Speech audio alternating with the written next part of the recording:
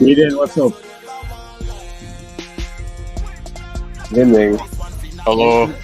Eden, what's up? Everything good? Yes, sir. Everything. Yeah, all is good. All is well. Got 3 minutes, so we're good. Let's go. Have Yeah. a great show, guys. All right. Thank you so All much. right, all right.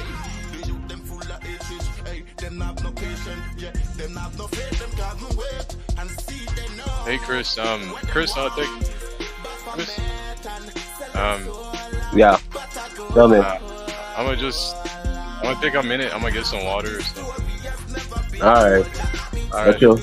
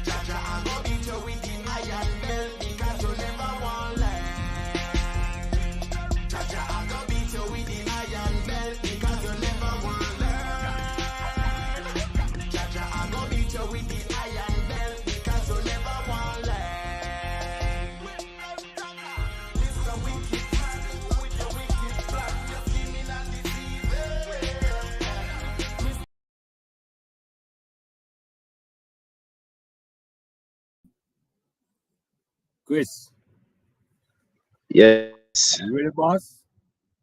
Yeah, ready. All right, Ready. boss. We're live, we're live. Yes, so pleasant good evening, viewers. Once again, welcome to our second live stream on the Sea Smoke Setting the Pace podcast. I'm with your host, Christopher Broster, and also we have Gregory Myers as well, but he'll be joining us later on this evening. Also want to give a special thank you to G Mikes and the fraternity of the Sea Smoke family for this opportunity once again as we continue to discuss on the topics of sports orientation as well as factors that hinders sports orientation here in Belize. So today, unfortunately, we were supposed to have our guest speaker, Mr. Herard, but unfortunately, due to his injuries, he is unable to be a part of this podcast. But I also want to give a special thanks to my brother Kaden, who is here on the live stream as we continue the discussion that we left off from last week in terms of track, as we talk about the results from what we see from the U18, U20 Caddy Car Championships that took place over the weekend that went, and we see that it was a hell of a surprise when it comes to the young athletes represented Belize in the international stage. So, Kaden, are you on?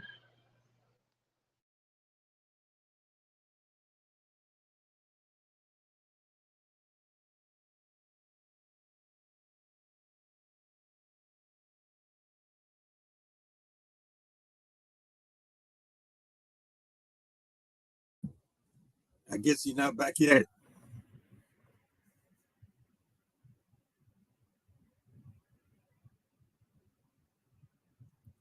Kaden is not back yet, Chris. Your mic is off too, Chris. Put your mic on, Chris.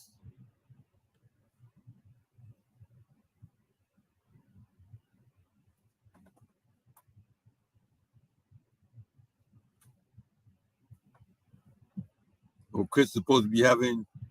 Oh, I'm glad Greg is here. Chris is having some difficulties on that end. So when he come back in, he's okay. And Kaden went to get some water. Good evening, Mr. Greg. Morning. How are you? Or afternoon, evening. Yeah. You know, you're living a good life, right? Anyway, you live, brother. I'm out. All right. Good evening, everyone. How you doing? Hello. I think it's just me in here. Who else? Hello, Mr. Gregory. Hi. Hey, how are you? Mr. Fogg will be returning in a little while. I guess he's having a little bit of difficulties, but he should be back on. But you guys is good. All right, thank you. Yeah. I think Chris is having some issues with he's having a bit of issues with the podcast. Okay. Yeah. So meanwhile, oh, there he is. There he goes. Let's shed some light on this situation. All right, Mr. Myers, evening. Hey, good evening. Glad to have you. Evening as well, Kaden. Glad to have you. So we're back again. So all right. So what we want to talk about is the outcome from the U18 and U20 Cadicar Championship. Now we see that Belize has sent about 11 young athletes to represent Belize in the Cadicar Championships over the weekend. And we see that the endless results was that Belize brought home 2 golds, 1 silver, and 3 bronze. That's so, and then tell me what you guys think about the performance that the guys have did. What's your thoughts on that? Is that to me or is that to everybody? Yeah, to everybody. I mean, I think they did a really good job. Actually, I know they did a really good job because having like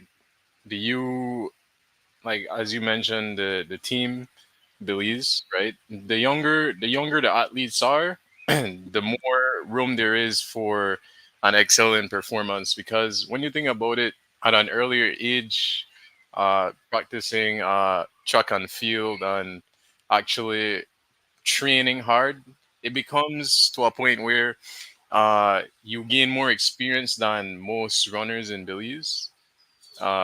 Because when you look at most half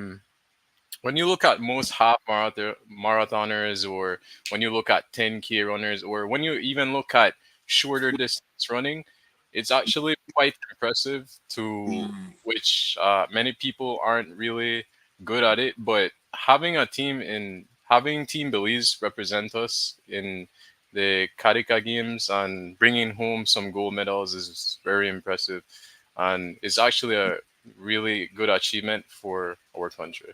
So. Yeah. So I would say that considering the contingent that we took, of course we would like to take a whole lot more persons on these trips, but our constraint right now is finances. So there are a lot of young people that we want to be able to eventually get to where we take more.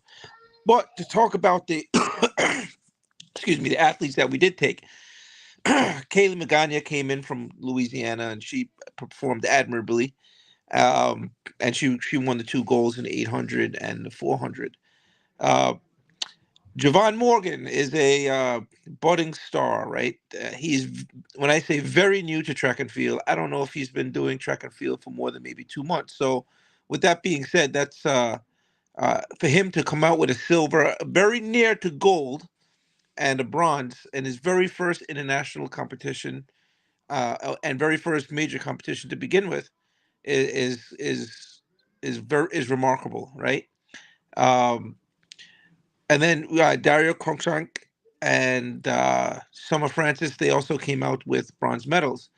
But more notably, and this is what I took away from it, is that all these young persons came out with personal bests at a major competition under less than ideal conditions, right? Because it was cool. It wasn't cold, but it was cool in the 70s, and rainy for most of the time, right? So the fact that they went there and performed at their lifetime's best should speak volumes to their ability.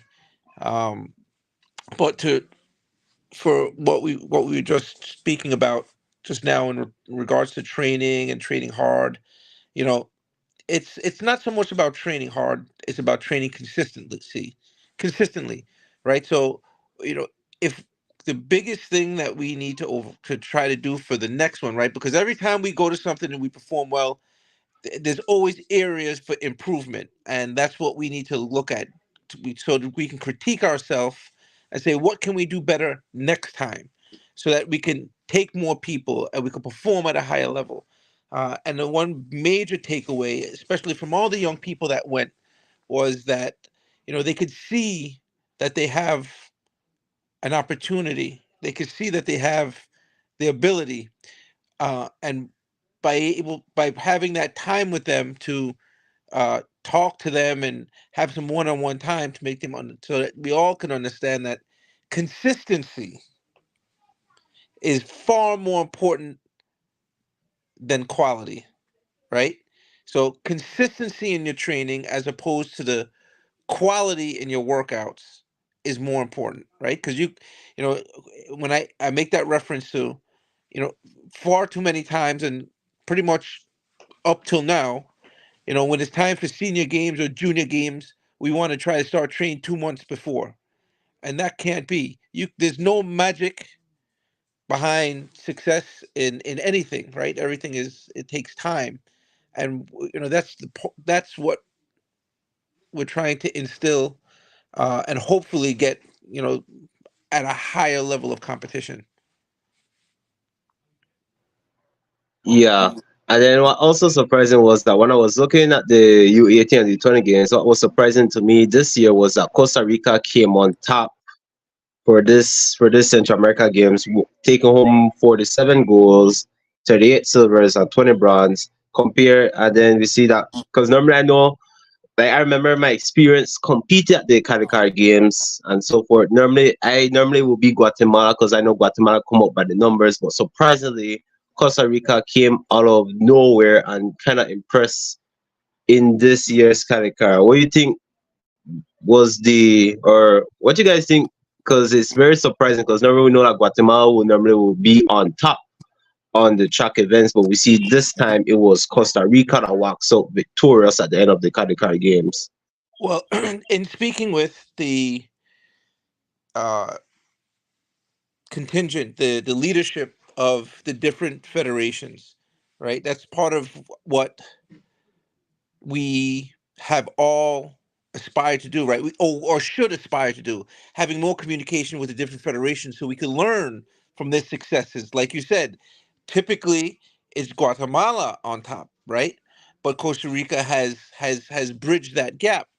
And through the conversations that I've had with the different member federations in Central America and through the Caribbean, one of the things that they have encouraged is that, and the other countries have done already, is that they are have the same troubles that we have, lack of competition. So in order to bridge that gap, what they've done is they will they have been scheduling their national championships 2 weeks apart starting in June. And they've been doing this for the last few years. So this week, let's just for instance, Guatemala is having their national championship. Costa Rica will send their athletes. Honduras will send their athletes. El Salvador, Nicaragua, they'll all send their athletes to the Guatemalan national championships.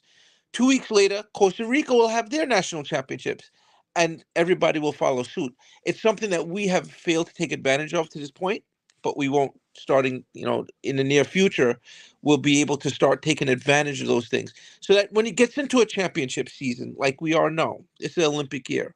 From June till the end of July, every 2 weeks we could have a regional championship that we could take our best athletes to, right?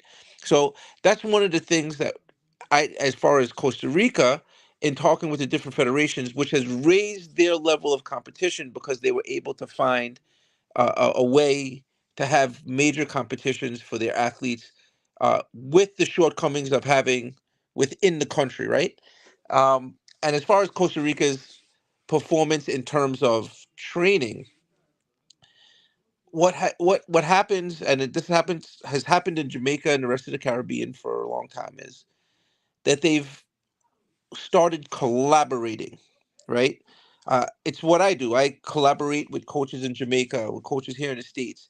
I help write programs because, and in an effort of collaboration, I learn something new from coaches. Coaches learn something from me, and then we usually come up with a nice, good middle ground that's in the best interest of the athlete. And that's what a lot of the other countries, especially Costa Rica, has done. In fact, I coach one of their athletes here in the States, and uh, everybody is starting to look not just within but outside and bringing them home so we can have camps at home. And that's what Costa Rica does. They have a lot of camps where they'll bring in not just the selectees, but anybody who is eligible to be selected or on a list of persons to be selected, and they'll have like a 1 week camp where they'll have their senior stars come in and mentor the junior athletes, and then they start building camaraderie, and then they start following each other, and it creates a family like atmosphere where everybody is supporting each other and communicating with each other, and the younger athletes are picking the brains of the older athletes, and they're getting advice, and they're seeing their example. So it's a sense of community that is really, from what I've gathered from Costa Rica, is the reason why they've been able to bridge the gap in Central America, and to catch up and now pass Guatemala. Yeah, that's very impressive. And yeah, indeed, I guess collaboration is the key in terms of moving forward as athletes. So we know that I know the senior championships is right around the corner, if I'm suppose in June, if not mistaken. So how, and since you're part of the association, how's that is going out? Like what's the Well, talk right now when it comes to the seniors now? Well, first, well, obviously, in the next week or so, uh, we, the association, will have a meeting. The executive, rather, will have a meeting, and we'll start identifying, our budget. That's the first thing. We have to know what our budget is, right? There's no point in selecting a 30-person team, and we can only afford to send five, right? So, first things first, we'll come up with a budget, and we'll determine what is feasible for us to send to El Salvador. Once we find that budget, then we'll start the selection process, right? Obviously, we're going to have to prioritize the athletes that are closest to the Olympic standard or in consideration for this Olympic, as it's an Olympic year. And then we'll go from there. So, if we're capable, and I say if because there's nothing written in stone, if we're able to raise enough funds, we'd love to take a large team. That should always be the goal, to take a large team so that we can get that opportunity for as many persons to compete as possible. And this is solely my opinion. So don't say this out of the BEA, but this is my opinion. I would love to take 3 athletes in every event. right? Our three best athletes in 100, our three best athletes in the 200, our three best athletes in the 400. That, but that requires finance, right? And that's what we're working on. It's and then we'll go from there. Yeah, I think budget is the first, it's always the first key point because again, like you mentioned, without the financial, like without knowing the budget, it's hard to be able to send athletes. Because I know it always has been a thing. But thing is, we don't have sure yet if the association has taken any drastic steps of even try to ask for sponsorship, or if sponsorship is something that is still open, for maybe organizations, a business to support, younger athletes. Mhm. But Well, I can answer. That's ongoing. It was through uh, internal communications that we were able to raise the $25,000 necessary to send the contingent to Costa Rica. And mind you, as you know, Christopher, we just had an election, right? We just established a new executive, and it's really just less than 6 weeks that we've been able to collaborate. So a lot of these things this year is really, really condensed, and it's not as we would want it, right? Because it's not enough. It really 6 weeks is not enough time to plan very much of anything. So as far as reaching out to the diaspora, reaching out to the local Belizean community, it's a process, right? Because we have to show, just like anything, this is a product we're selling, right? When you want somebody to sponsor, are you going to sponsor a successful organization, or you're going to sponsor uh, something that's not going to bring any attention to you, right? That's the purpose of sponsorship. So we have a responsibility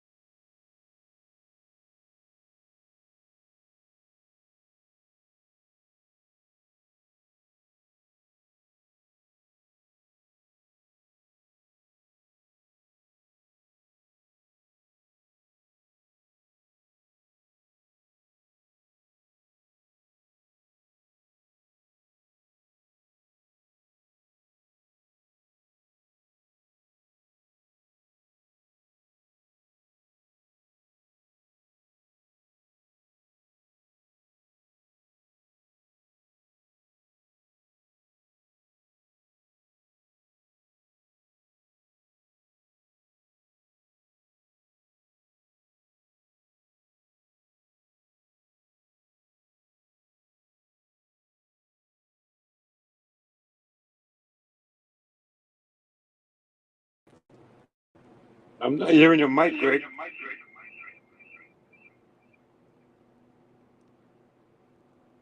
You hearing Mike, Chris? You hearing yeah, I'm Gregory? hearing now. Yeah, I'm hearing. Yeah, I know which happens, but so Gideon, are you on? Yeah, I couldn't hear Mr. Gregory for a second. Yes, Chris, what's up?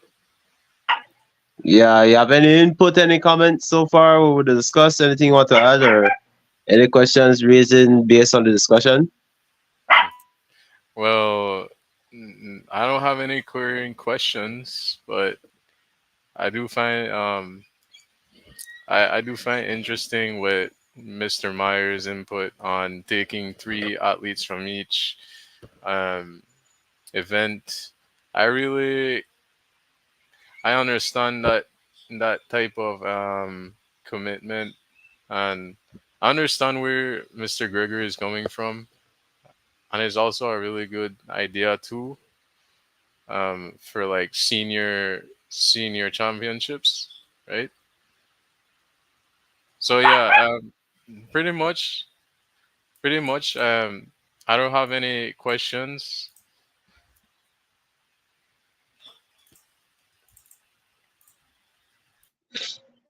Yeah, and then also since this is Olympics year, because normally I know in Belize, like during the same month of June, which is normally I know I think the Olympic House. Gregory, your mic is giving problems, Gregory. We're not hearing you. Yeah, we're not hearing you, Gregory. Check your mic. I can't hear. Check your Maybe mic, saying. Gregory. No? You hear us? Yeah, I know, but we can't hear you. I don't know what's causing that. I think Let he me could. see. Do you think if he rejoined with the link? Wait, don't go anywhere. Maybe it might be on mine. Let me see. Uh, Let me check. Give me a second, Gregory. Stay right there. Give me a second, Gregory. Let's see.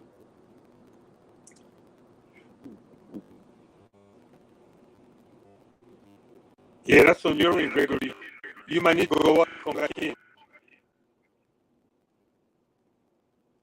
Okay. Okay, Chris, go ahead. All right then. Yeah, all right. For the time being, then all right then. So okay. Then, so normally I know that for the month of June, normally is that as much as not much athletes were unable to go and represent Belize, normally they will have like a Olympic Sports Day, which I know occurs normally in June, but I think it's the ending of June, where it happens at the Civic Center. And I remember that particular Olympics Day, it was like one of what we call a continuation of improving athletes in, showing off some running skills and so forth to keep continue to empower. So I don't know if this year the Olympic House is going to do anything regarding since it's Olympics year. So Mr. Myers, I don't know if you have any input on that one. So all I heard is about the. Can you hear me now? Yes, sir. We can. All Yep. right, very good. I'm not sure about the Olympic Day. I'll be honest with you. We're trying to. We have a lot on our plate right now, trying to get things together. Um, we have, there are upcoming meetings that I'm sure will have a little bit more guidance on those things. Um, but as those things come out, we'll start pushing them out. We had, our tasks are mighty right now. There's a lot of things that we're catching up on. Um, but we strive right now to get more uh, availability of competitions. Right. Obviously, our track is an issue. Our facility is an issue. Um, so we may have to revert back to running on grass. Uh, Jamaica still, for a majority of their season, have grass meets on the grass, and they have it timed properly, and they have the full meet, right? So we may have to do that, um, and be creative in how we uh, um, host events, right? And that's the key. We have to be creative because we have what we have, and we can't allow it to be an excuse for us not to accomplish our goals, right? Um, and that's kind of the mindset that we have moving forward right now as competition is concerned. But if there is an Olympic Day, which there should be, this year probably will be. Uh, if we have any input on it, because normally it's NOC who runs that, and they just give us our areas that we need to facilitate, right? Um, we'll do the best job, just like we did at nationals. We tried to incorporate food truck, and we tried to incorporate MC, and try to make it more family oriented. It's kind of difficult being hot during the day because nobody wants to come out in the sun hot, but until we're able to have meets under the lights, that may be an issue for us, right? Maybe we could start moving to having, if we're going to have track meets on the grass, we can move back to having the track meets under the lights in on the other side over there, since our track is to the point where we really don't want to have to use it much at all until it gets repaired. um, but yeah, those are some of the things that are upcoming. I would look forward to an Olympic day so we could start, maybe getting some other persons to come out that are not that haven't been identified yet, like a Javon Morgan. Nobody. I didn't know about Javon Morgan, but watch the man come out there and jump 13 meters, 36, which is phenomenal for under 18. So that it's all about exposure and giving more opportunities in Belize for athletes to compete, not just train, but to compete. If you get more opportunities to compete, I believe wholeheartedly you'll get more consistency in training, right? Because you know to just train for one meet in May, you'll get more meets over from September all the way to June. You're spacing out every 2 weeks or so.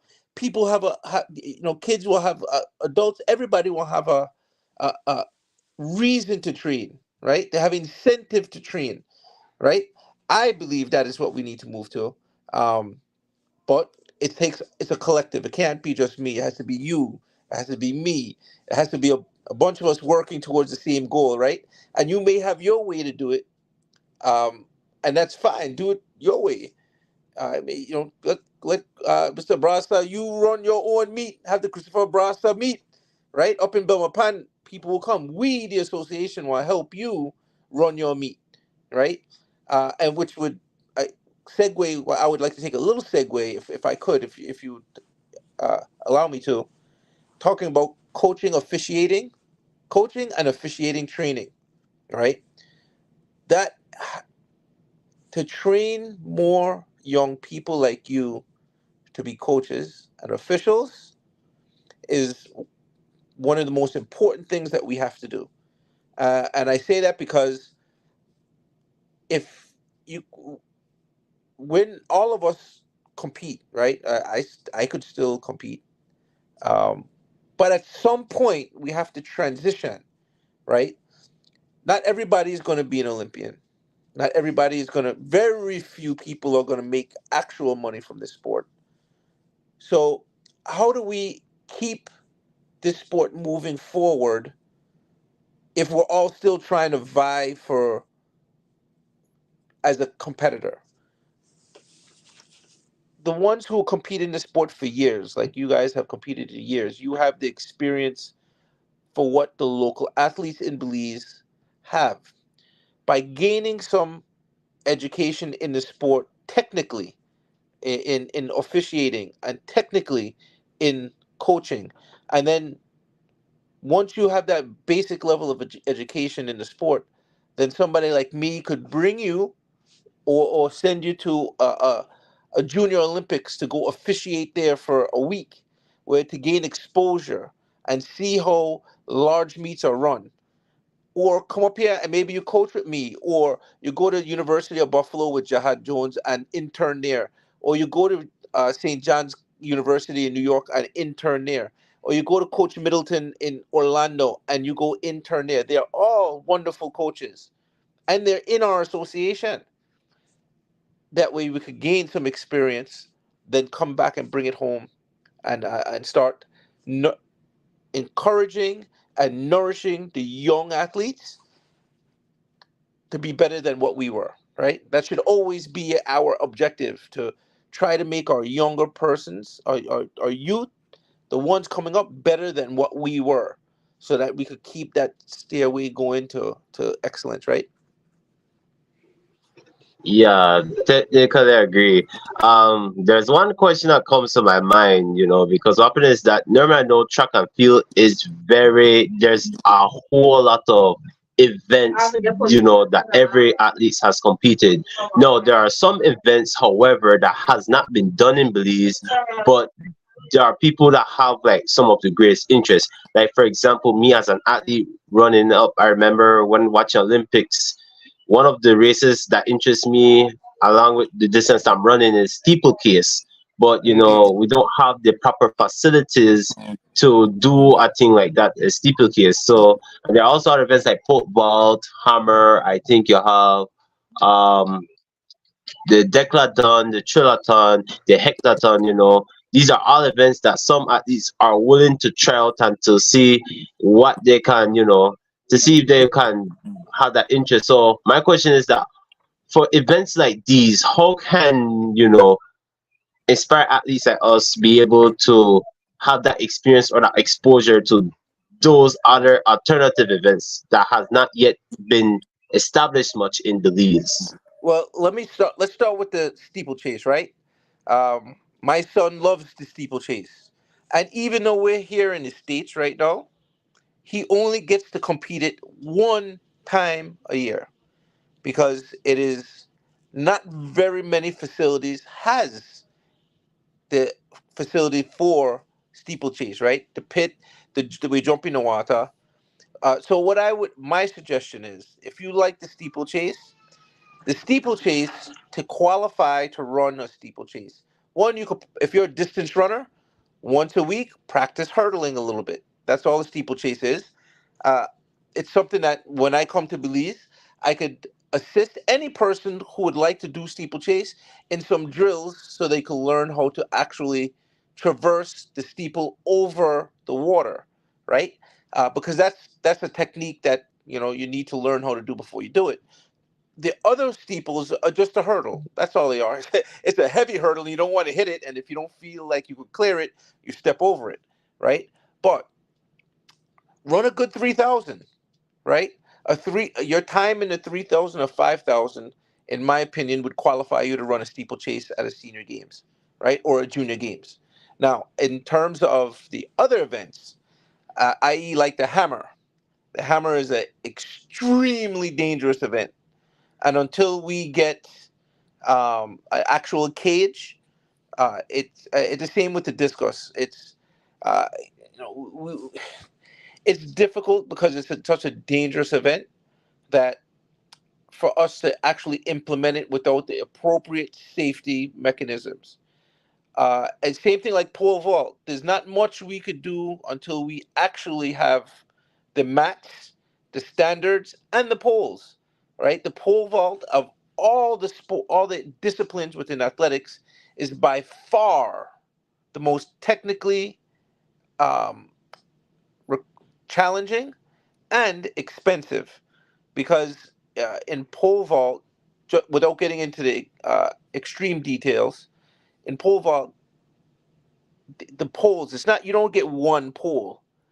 Each weight from 95 pounds all the way to 200 pounds, each weight has a different pole. And each weight has seven to 10 different lengths. So if you're going to outfit a pole vault to start training with the pole vault, the investment is probably well over 250,000 US dollars just to get the necessary equipment to start training safely and appropriately for the pole vault. So th- th- that is it requires planning, a little foresight, which uh, I can tell you that we're already putting in place, and also having appropriate coaching. I can coach the pole vault, but I am not a pole vault coach. As a coach, a senior coach, you have to have the ability to coach all the disciplines, but we all have our specialties, and the pole vault is one of those specialties that there are very few people that have that technical knowledge to be good coaches, right? Proficient coaches, and that's something that we would have to bring somebody in to do a camp, and then hopefully if we have one or two person, actually, believe it or not, we have somebody in Belize that did the pole vault at a very high level, and he is on our Olympic committee, and his name is Mr. Alamia. Most people don't realize that, but Mr. Alamia was a state and national level pole vaulter when he was in high school in the States. So there are persons around that have the technical knowledge how to help. What we're lacking in that instance is the facility.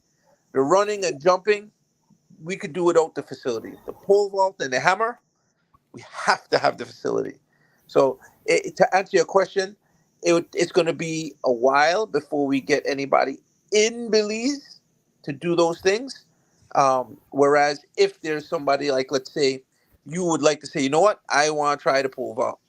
Well, we're gonna have to send you to Guatemala, Mexico, or send you to the States or Jamaica, because those are the only places where we could facilitate that right now. Yeah, just to hear from it, it's very expensive, and I could see why. Okay, Jonathan, welcome to the chat. Good night. Good night, Jonathan. Good night. Good night. Oh, hey, good night, guys. Sorry for the late arrival. It's all right. Yeah, so we were talking about, the results from the U18, U20 category, and also we're talking about the different alternative events that has not done it in Belize, but there are many aspiring Belizeans that would have loved to take part in these events. But I like how Mr. Myers break down how each event normally works and how, as coaching, because I think even us ourselves as we get even older, that we too will have to be able to coach the younger ones as well because of our experience. And I totally agree on that concept. So Jonathan, you have any comments or anything? Uh, I the results from the U20 and U18 was all right. I mean, what was the result for last year? Like, we were in the teens for medals. Now we're like 11 medals, 10 medals, 9 medals. What was the?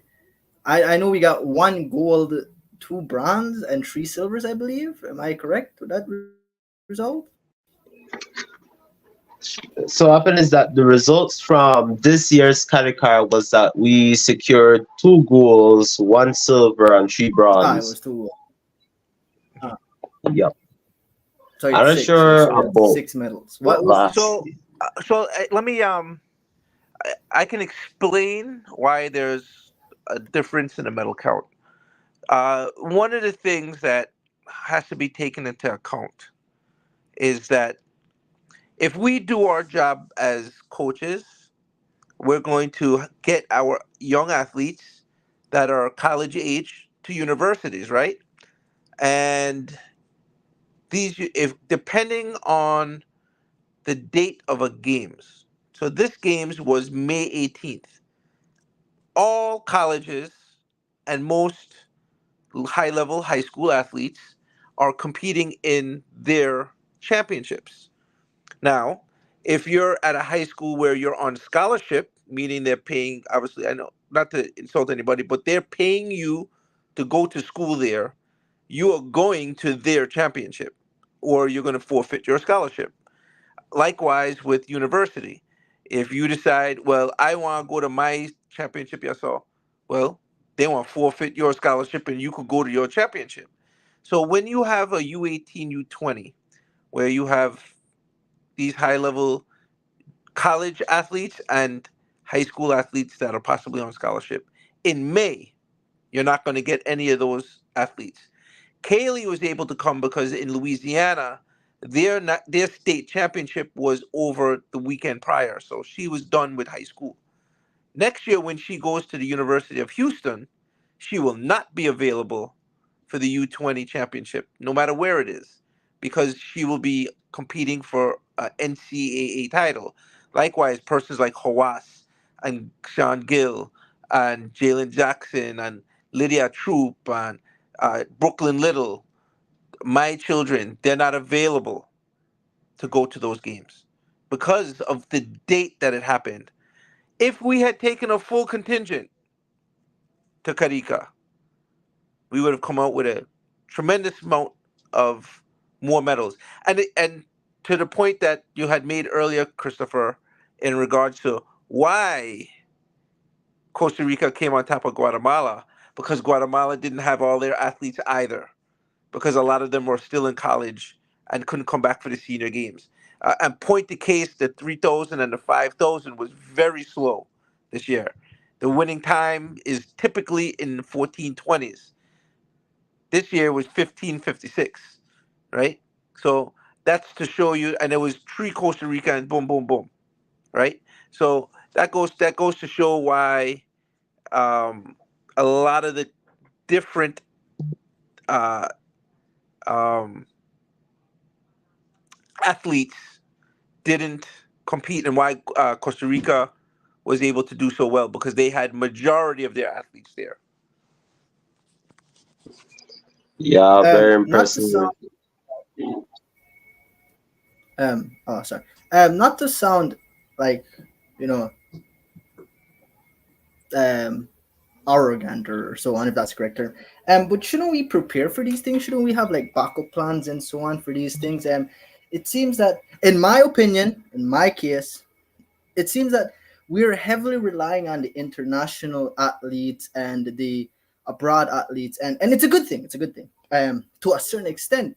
But wouldn't it also be, you know, our main priority to focus on the national people instead of the international people? Because like Myers, I'm pretty sure maybe was busy with his championship and couldn't enter. So wouldn't we focus on the next best thing and so on, instead of like maybe wasting a slot or wasting a like a selection? For example, if Caden and Christopher were international athletes and so am I, I'm a national athlete, but Caden and Christopher had their national meets upon their school, and I was here and I was like in contention with them. Wouldn't the best choice be me, because we don't, because they're have a strong chance of not showing up?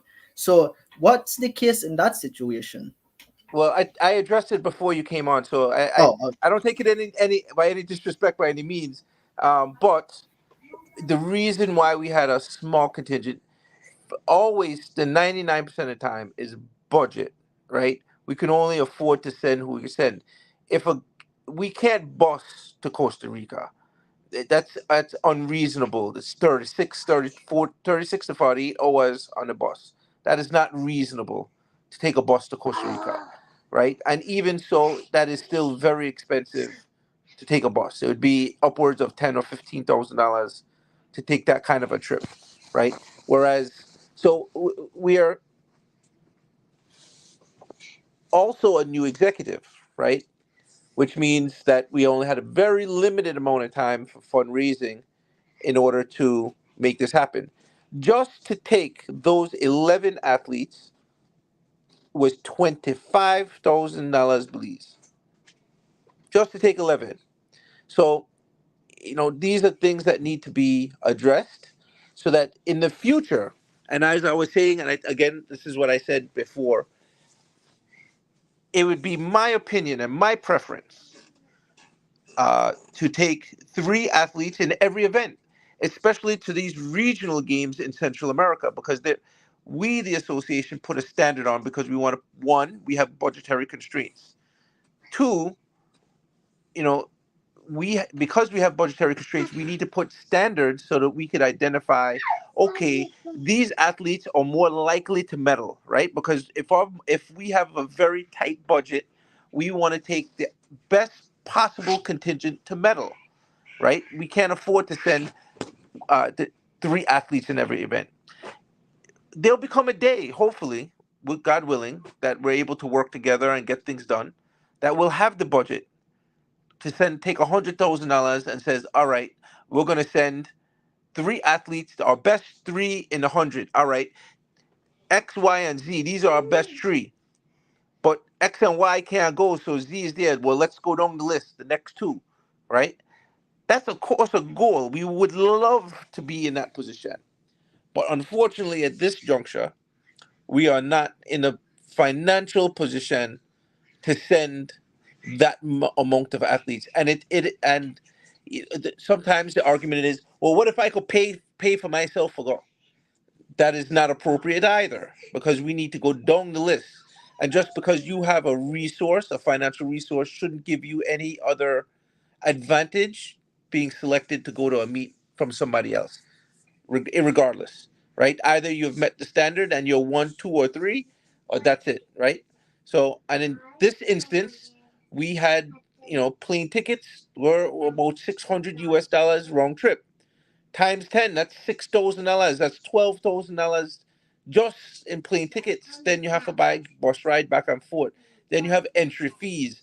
Then you have fees. We have to take a physiotherapist with us. And there's a lot of different uh, Us. like cost towards That's right. the So it all in all, it boils down to the finance, and the goal and the hope is that we start producing a better, more competitive product that we could partner with local and organizations in diaspora, so that we can have a larger contingent go to these games.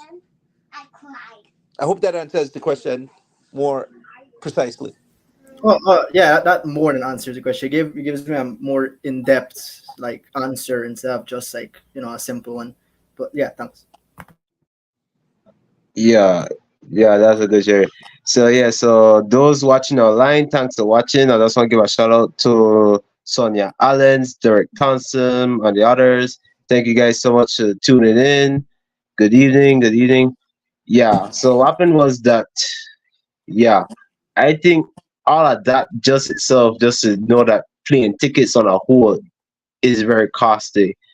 You know, I think I remember a time when it was going to Nicaragua in 2021, and because of the again the budget, the best option of means was to travel through bus, but then travel to bus was one of the rough experience me as I can tell, because to travel from Belize City, reach to Guatemala border, then travel through Guatemala border, then go through Honduras border, and then I remember a time during the same time in 2021, we had to wait when we were at Honduras border before entering El Salvador, and it was a crazy rough. By the time we reached, it was like the day before the competition, and the only thing we had to did was just get into our rooms, you know, everything, and then try to get much rest, and then just go out the next day to compete, and then after competition is back again on the road,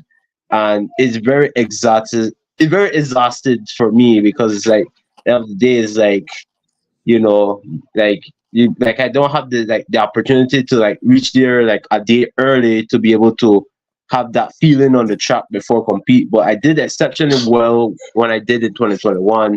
Secure a silver medal in the 800, which first time out of the scene, despite those issues. Because I know many athletes all can relate that something like that is something it's very rough day. But Yeah, and that's what you said there. I I think in 2021 or two is when I started, getting my feet back into trying to support the Belizean athletes, and it was because of that story, that experience that was shared with me, that I got involved to ensure that that never happens again. Right? Yes, I would love to send 30 athletes, but I would prefer to send 20, but giving them the best opportunities to succeed, because you're not it's going to be very difficult for most athletes to succeed if you have to ride 40 hours on a bus to get there 6 hours before your race and expect to be successful. And in your one opportunity to go internationally for the year, right? So, which leads to, for future, this U18, U20 was very rushed because we only had a few weeks to prepare for it.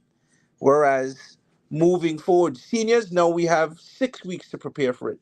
And hopefully we have a better, um, not so much turnout, but better logistical planning in order to make that successful. And then moving forward, instead of a week or 2 weeks before the competition, we're buying plane tickets or securing our mode of travel, we're securing this 3 and 6 months in advance, where we could buy tickets in bulk at a very at a discounted rate, and then therefore it would allow us to, instead of taking 11, we could have took 22, because we had good prior planning, right? And I was in the military for some time, and we have the saying, the 5 P's: prior planning prevents piss poor performances. And that is what we need to establish, some prior planning, so that we can establish good performances, and not half-ass, wait till the last minute, or we can only send 10. Nope. If we got some prior planning, 10 could be 20, right? And that's more athletes to go, because the reality is we have to send our best, no matter what our best is. If it's local or international, we have to send our best. But the goal is to send as much as possible. And that's what our goal is, hopefully. Yeah, well said there. Well said there. Well said there. Yeah. Yeah, Um. actually, Christopher, I want to ask you guys. So I want to ask you guys something, because you guys are always asking me. Let me ask you guys, what is it that you all do in terms of, what's your thought process, what's your philosophy, what do you do in terms of recovery, rest, recovery, and nutrition? What is explain to, because I want to get a better understanding, so when I give advice, I could give advice based on my knowledge as somebody who's lived in Belize but lived here. But also, things change all the time, and we're fools to think that things are always going to be the same. I want to know from you guys what you guys do in terms of rest, recovery, and nutrition. Um, I'd, well, for me, what I like to do on a rest day, I'd like to try to at least stay a little active, but not to the point where it's highly intense. And in terms of nutrition, um, it is also incorporated in every runner's diet and sprinter's diet, but try to have lean foods, good protein, good carbohydrates. Having a good balanced diet is key to progression. It also helps with performance, which is one thing that track and field athletes need, a really good performance. In terms of resting, well, this is just for me. I like walking. Walking. There's swimming, and even small things like stretching, yoga or so, dancing.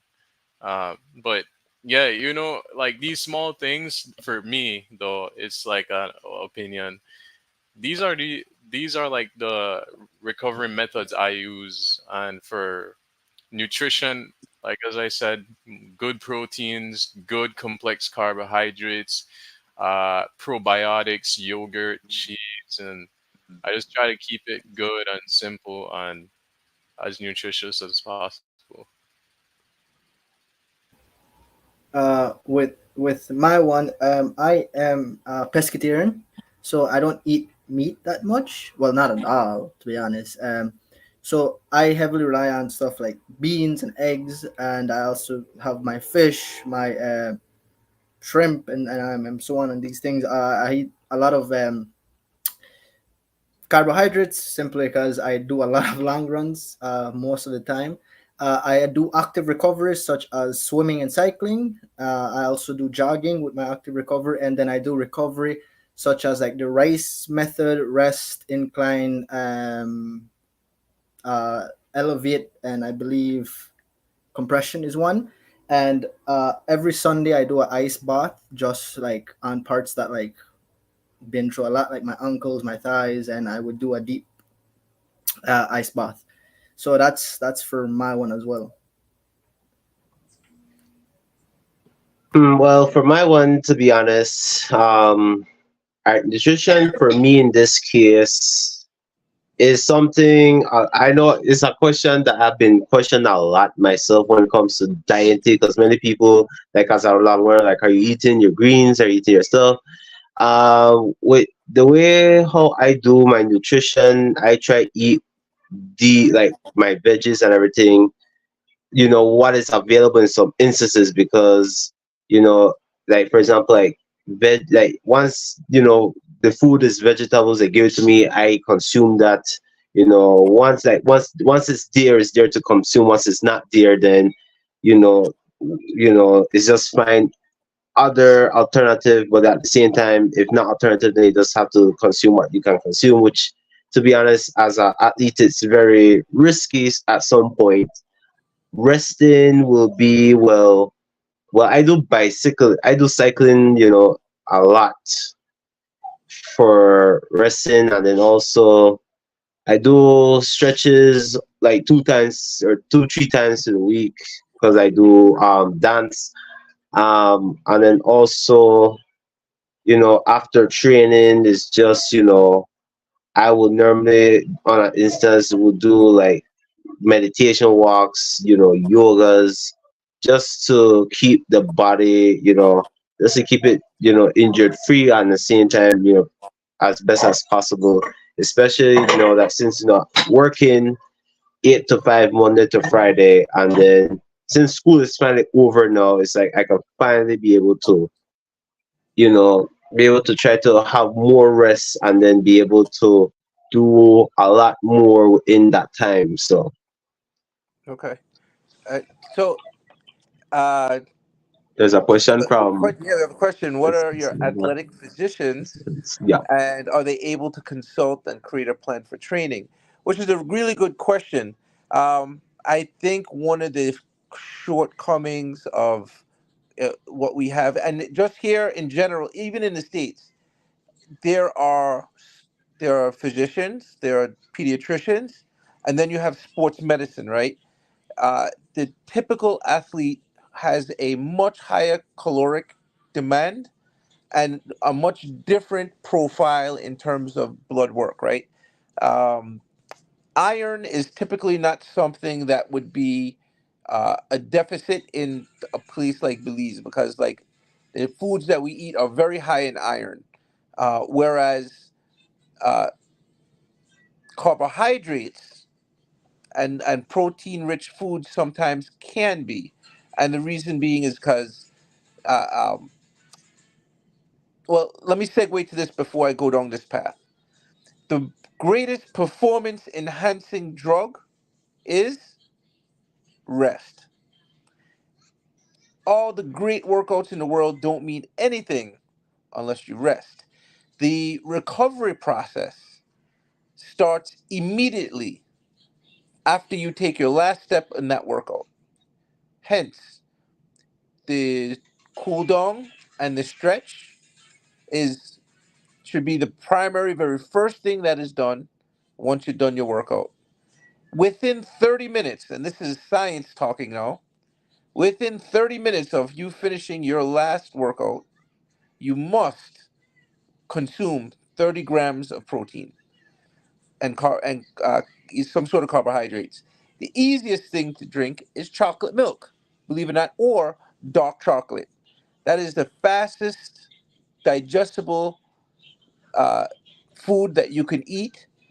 You don't have to have no expensive protein bars and all this other stuff. Chocolate, dark chocolate, chocolate milk. 30 minutes after your workout will be a miraculous addition to your routines, right? And it doesn't matter what you do. Now, in terms of recovery days and apparatus, that's why I asked that because I wanted to know what you guys do on your recovery days. So the recovery days are the absolute most important because you need to monitor how hard you're going, even though you think you're not, running hard or cycling hard.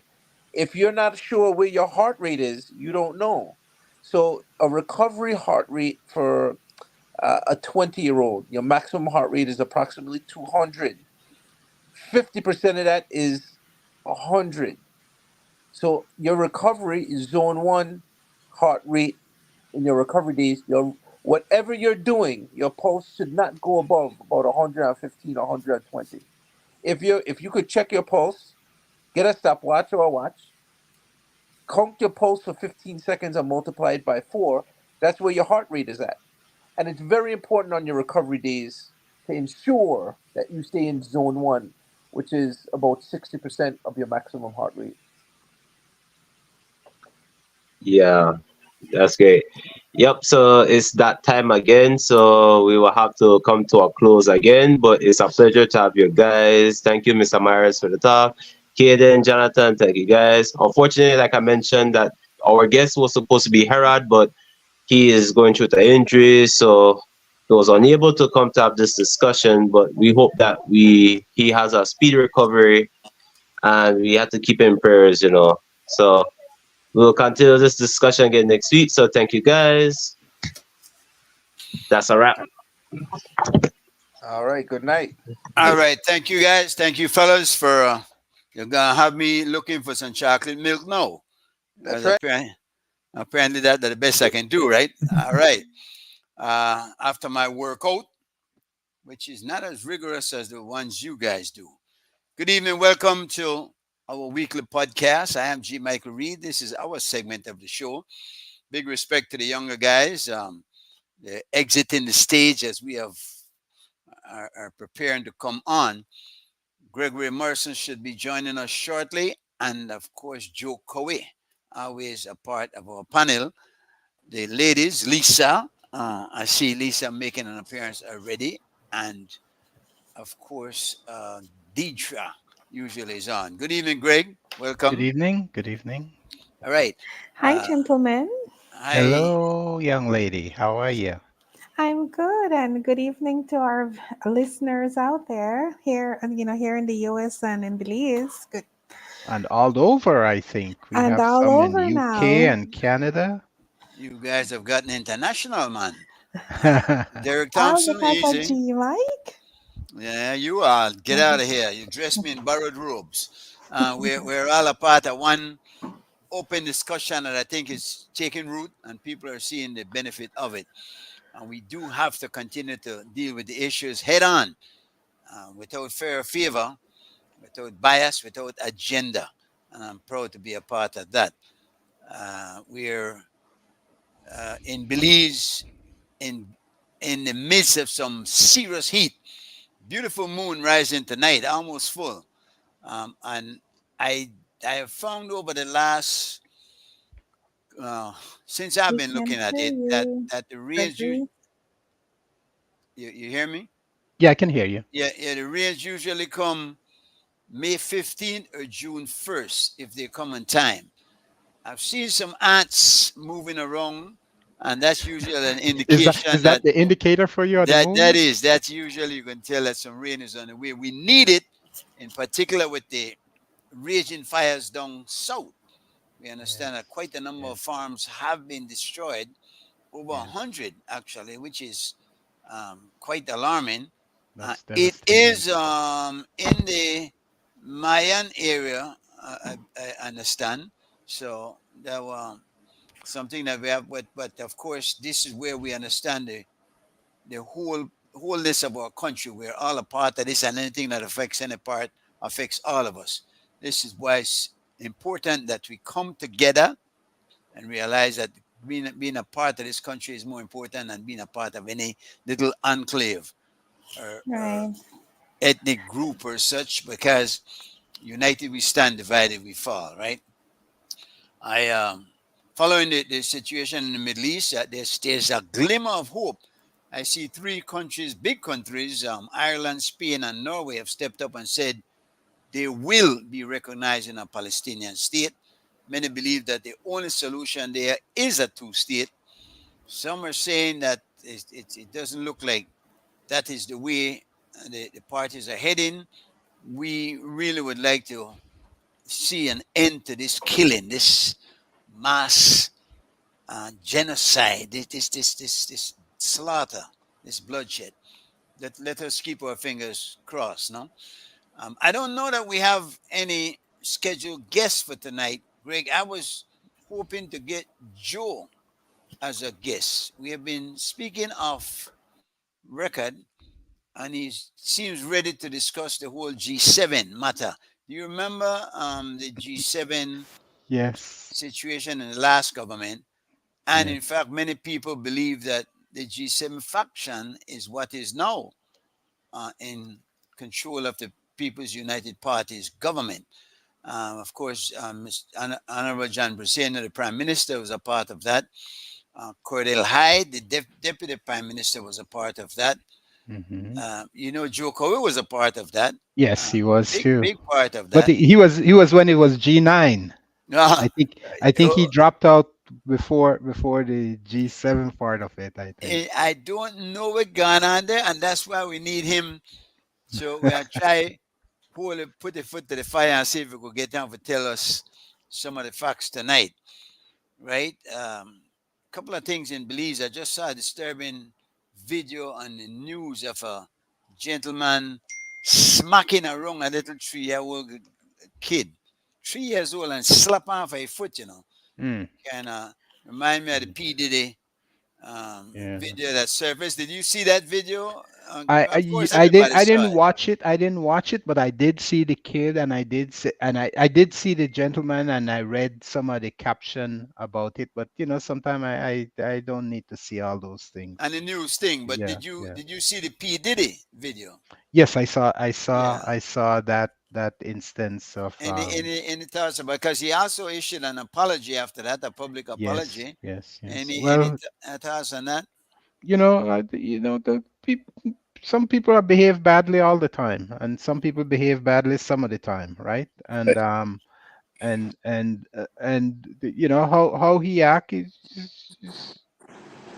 seem to be characteristic of that type of celebrity status for that particular genre of music and stuff that he's involved Would you in. then tie Shine into that kind of and speaking of the devil, the Well, impopious, well, Jojo, greetings, man. Yeah, but So Good evening, wait, wait, sir. hold really, up a minute. even I just, like your shirt, man. I like your shirt. yeah, Joe. kind of holidays. Yeah. Yeah. The man may stumble upon one answer here with me, man. I don't want to bail out. Shine as it relates to Shine and P. Diddy and the behavior that we saw in that video. Is there some connection, Greg? I mean, are you concerned that maybe because of the hip hop culture that you stated, that you might be a bit tarnished, and he has a record of some complaints against him Yeah, now. yeah. I think without speaking of specific individuals, I think that particular culture does raise an ire of some aggression or not so politeness towards women. They often refer to them in derogatory terms and stuff. And I don't think all the artists does it, but But a that's good it, many because of them, does it, and the culture of the music genre does make it very prevalent in that you certainly area don't of want to arts. dar everybody with the same brush, though, right? Exactly, exactly. So because they are, No, I they're imagine, a minority, if you will, though. well. Because I'm yes, sure there are outstanding people in there, Joe, but did you see the video, Joe? With P Diddy and the abuse of the young lady. Yeah, I saw the video, and of course it was. To me, when I saw it at first, I couldn't believe it was a human being doing that. I thought it was an animal attacking a person. Yeah. So I noticed that Shine distant himself from him, no? Yeah. His public appearance. But I do not buy this belief that because you belong to a certain culture of music or whatever you call it, that in itself make him that. I think these guys come to the culture, come to the entertainment world with that already part in them, So I don't think the rap, I don't think the music in itself. But the music glorifying many times calling women derogatory terms. So that's all I was saying, that it's not surprising to me. I agree with that part. I don't support these kind of lyrics, and in fact, they're not even lyrics much. They're just 2 or 3 words. But you know that they are very sleazy music. They're not becoming of civilized people. I was going to say something about rap music. Just a moment, Mr. Chairman. Run that. I was listening to a talk by Harry Belafonte, and he was talking about the early genre of rap music and how it was very uplifting and it was very inspiring, and it had a lot of positive. And then somehow, any examples? Well, I can't even think of it right now, but yeah, it was in the early 80s and so of rap music.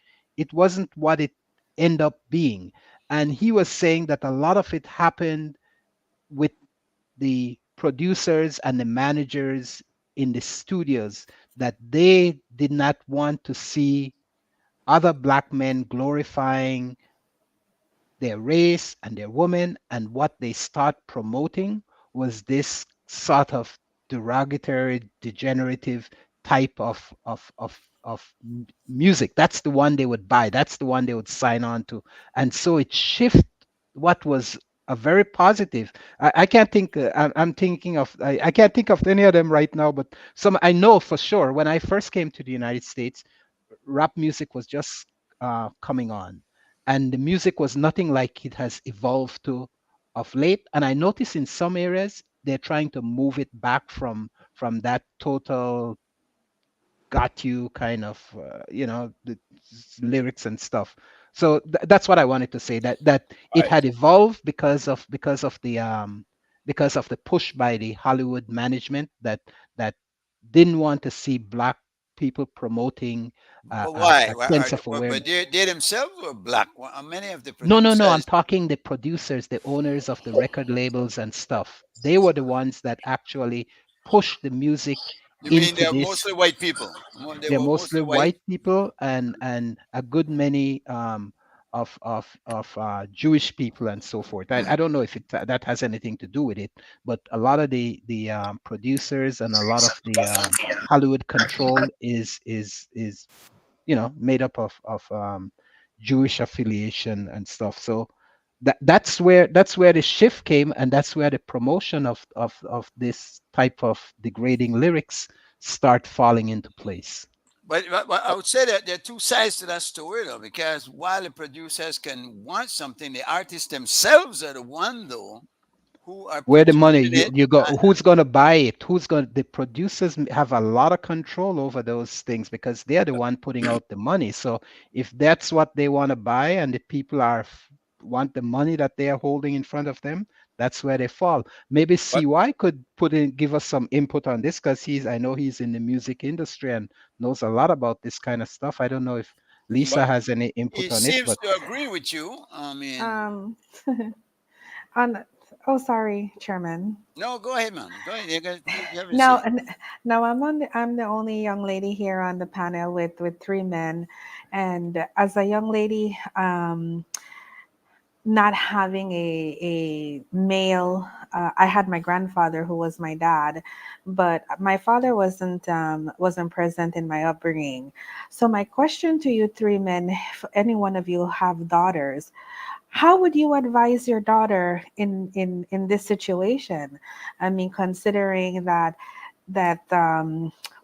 most young women seem to flock towards men that represent where they come from, and meaning they come from struggle.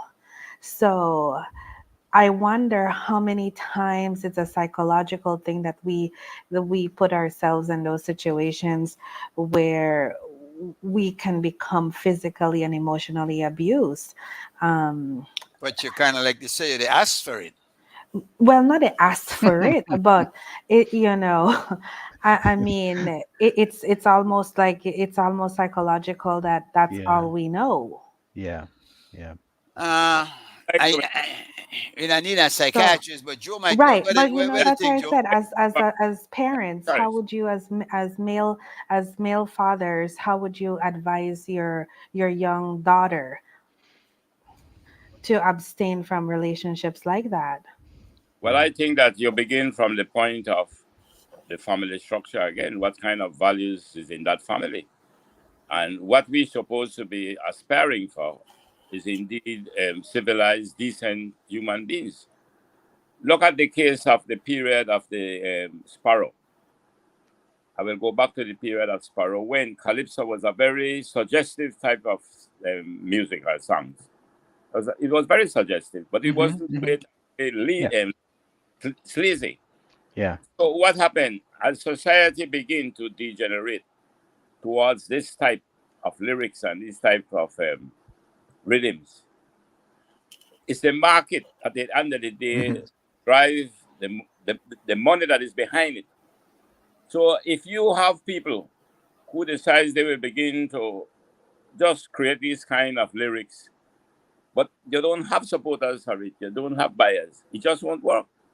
Mhm. So I think that these are people who follow the money. They see the weakness in the society. They see what the young girls and the young boys want. The same thing like fashion. They follow the fashion. So what they do, they follow this type of music because of what happened from the beginning in the home. I don't know that they follow the fashion or the fashion follows them, because they create the Yeah. fashion and then So people jump it- on Yeah. board. They In say the- make it and they will buy it, right? in, Yeah, So build it and they will come. Yeah. in yeah, some other yeah. places, instances, they create it. Then we Mhm. follow it. But what I'm Right. saying is that it begins from the value system. Yes. So they will create the kind of music and they will create the kind of lyrics that there's a market for, because they are driven by the dollar. And that's what they are doing, because I have seen. But that's true. But I also think they shape it too, because the market is there. But if they start shaping it in a certain way, then that's what your expectation is. You see But- what I'm saying? There's always a set of people that like to be on the edge and will appeal to the sleazy. And the more you make that a turn on for people, the more it seems to get the attention of some people, right? Could I say something, I'll never please? stop and give him Yeah. some. Make us see why. Gotta see why. Okay, Mr. Gregory is on point, right? First, before I get to Lisa, but the music industry is set up like this. Music is subliminal, and the people with power is putting out the music. So the industry is paying these young guys to sing a certain kind of music to put it in the streets. I think it's all intentional to me. That's what I think. I think it's intentional because it's destructive, and that's the end result of everything. And the money, it plays a very important part. Like the chairman said, it's all about the money sometimes. So now you could take positive lyrics into the industry, and the industry will tell you, well, we don't want that. Yeah. They want the chains, the guns, the this, that's perpetrating into the neighborhood, and it's affecting everybody. But the industry is getting paid, and they're the ones who control the radio station, the TV station, like Hot 97, and the major distributor of music in America is putting out this kind of music. So if it's banging in these kids' ears every day, that's what they're gonna to like Mr. Gregory pointed out. That's what they're gonna gravitate to. But As Mr. far as the Clinton, league, huh? but I would say this, Mr. Clinton. If you look at everything in life, whether that music, whether that drugs, whether that gambling, every vices in society, evidently, if there's a market, people will sell it. If you begin to have a society, just hypothetically, where they at the family structure, they try to make you upright, that you can say, no, I will not use this kind of drug. But that's not that's true, and it's not true because they skewed it. They will not Exactly, and that's support the point we're music. trying to make. They will That's the not point we're support trying to make. music that promotes. Kind of like propaganda. They formulate the narrative and put it out there, and it's then the you thing. follow Yeah, it. correct. And it's premiering in the neighborhoods. Well, You see, understand? That's all they hear. but there are several sides to this. Now, freedom now an interesting word Correct. and Yeah, concept. yeah. In I that, agree. are you free to do whatever you want to do, listen to what you want to listen to, sing what you want Yeah, to you sing? could turn it off. You could turn Or the radio should off. you curtail it? Should you, make sure that you censor things that come out that's harmful to society? But then, is that then infringing upon the rights of people to do what they want to do? And DJ is saying music is programming. Yes, It that's is. it. It is. They control the narrative. Exactly. But I would have to ask, and yeah, I could see the profit part of it, but outside of that, why would they want to? Because it's destructive. steer They to do that not way? want. They do Why not do they want. want There's a destruction, though? I there's a can't see certain. that. It is real though. There's a certain amount of people King. that do not want to promote positive upbringing and positive lifestyle in the black community, No, man. and in other minority communities, and that's real. That's real. Yeah, I don't know if I'm big enough percentage. It's to big make enough when it's big that enough when much it's of a Hollywood. difference. It's big enough when it's just Hollywood. Hollywood is still Hollywood, though, representing a Hollywood, very though, small though, a myth, percentage. though, Hollywood, and we've No, Hollywood's seen not that a a myth. lot. There's Hollywood is not a myth. it's But not. American music is one of the largest exporter of this country, you know. Music and arts, the American arts, whatever it is, whether it's movies or music or entertainment, is one of the largest exporting industry of the Well, United States. it's the largest economic element in the U.S. at the GDP. The performing arts and music and entertainment. Yeah. The lar- So again, though, you have two sides of that. You have those putting it out and those buying it. Obviously, the society at large is the range. Because Yeah, that's but the way they're, you really that's want all that. that's all they're offered. That's what I'm saying. When you come to make I don't know though. no, There's look at how many movies are genres made. of music. There are lots of people with different movies and that comes out, and they can't get the financing to produce their movie. Same thing with music. What gets financed is what these producers and agents and stuff want to Correct. use. Yes. And so even the good stuff that you may have, people have to go to independent producers to try and now that we could do funding, I forgot what they call it, but source funding for small projects. People could get online and say, hey, I need money for my movie, and this is the idea, and they could reach people. In the past, they didn't have that, so there are more opportunities. Is that gonna make a difference then, you think? I think Eventually? if you have an organized plan, it gives you another option that you don't But have to Mr. just rely on the What?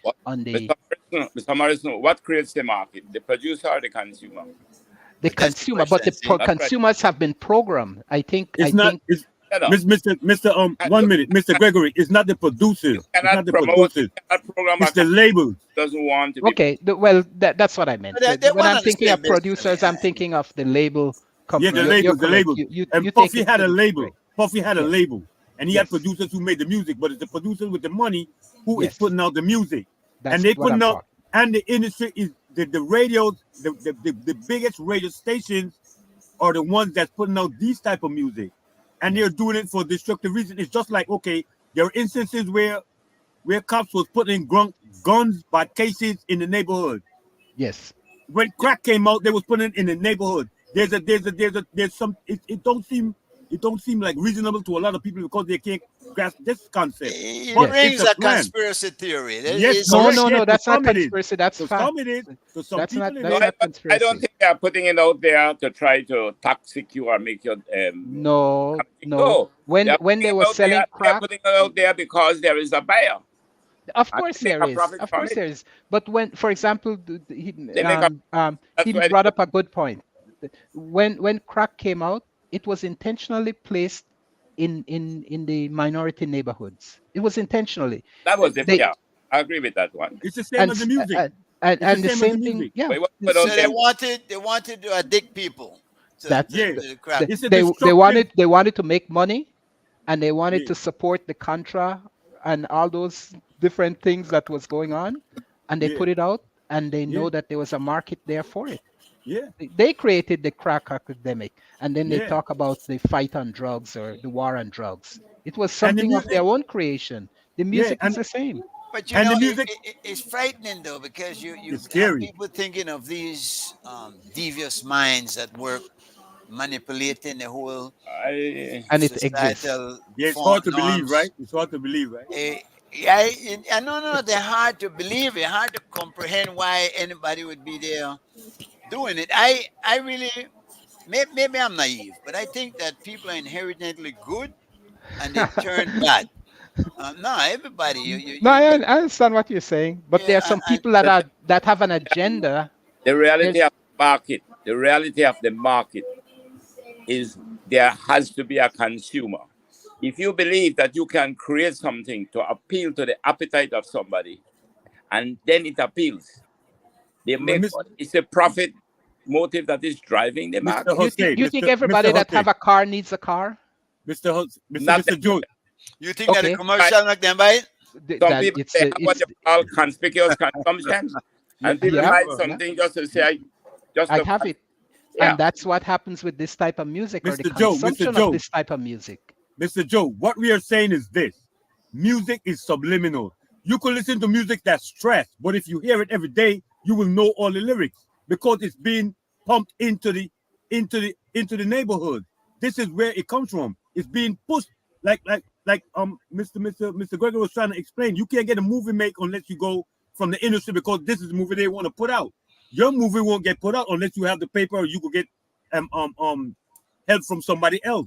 But the industry is putting out certain kind of music because they got the money to put it out. There's a reason behind it. It's the same thing with the music. If these kids is hearing this music every day from major radio labels, like the only other option you have is to turn it off. So let me ask a question then. Let me ask a question. Is it being put out there to make money or to influence the thought patterns of people? Both. I would say that the major purpose that drives it is the profit. If you go back to the period, That's not true because good movies make money go too. back to the period of Elvis Presley, Nat King Cole, the Harry Belafontes. Go back to those periods of the Mario Lanza. You were not getting sleazy lyrics. You were getting what we would consider clean music, and they were making money. Yeah. And they were driving it, and they were making millions and millions, and they became wealthy. Yeah. Then the period began to come where the lyrics begin to change toward being sleazy. You're making another mistake. That music was sleazy too. Comparing to some people didn't want to hear that music that Elvis Presley was singing and the way he was dancing. They was against it in a way too, but it wasn't as prevalent as it is now with these kids. They write a whole song about Sparrow. Also, I was talking about Sparrow earlier, but Sparrow came and did one song. I forget, and they got crazy. They nursed them.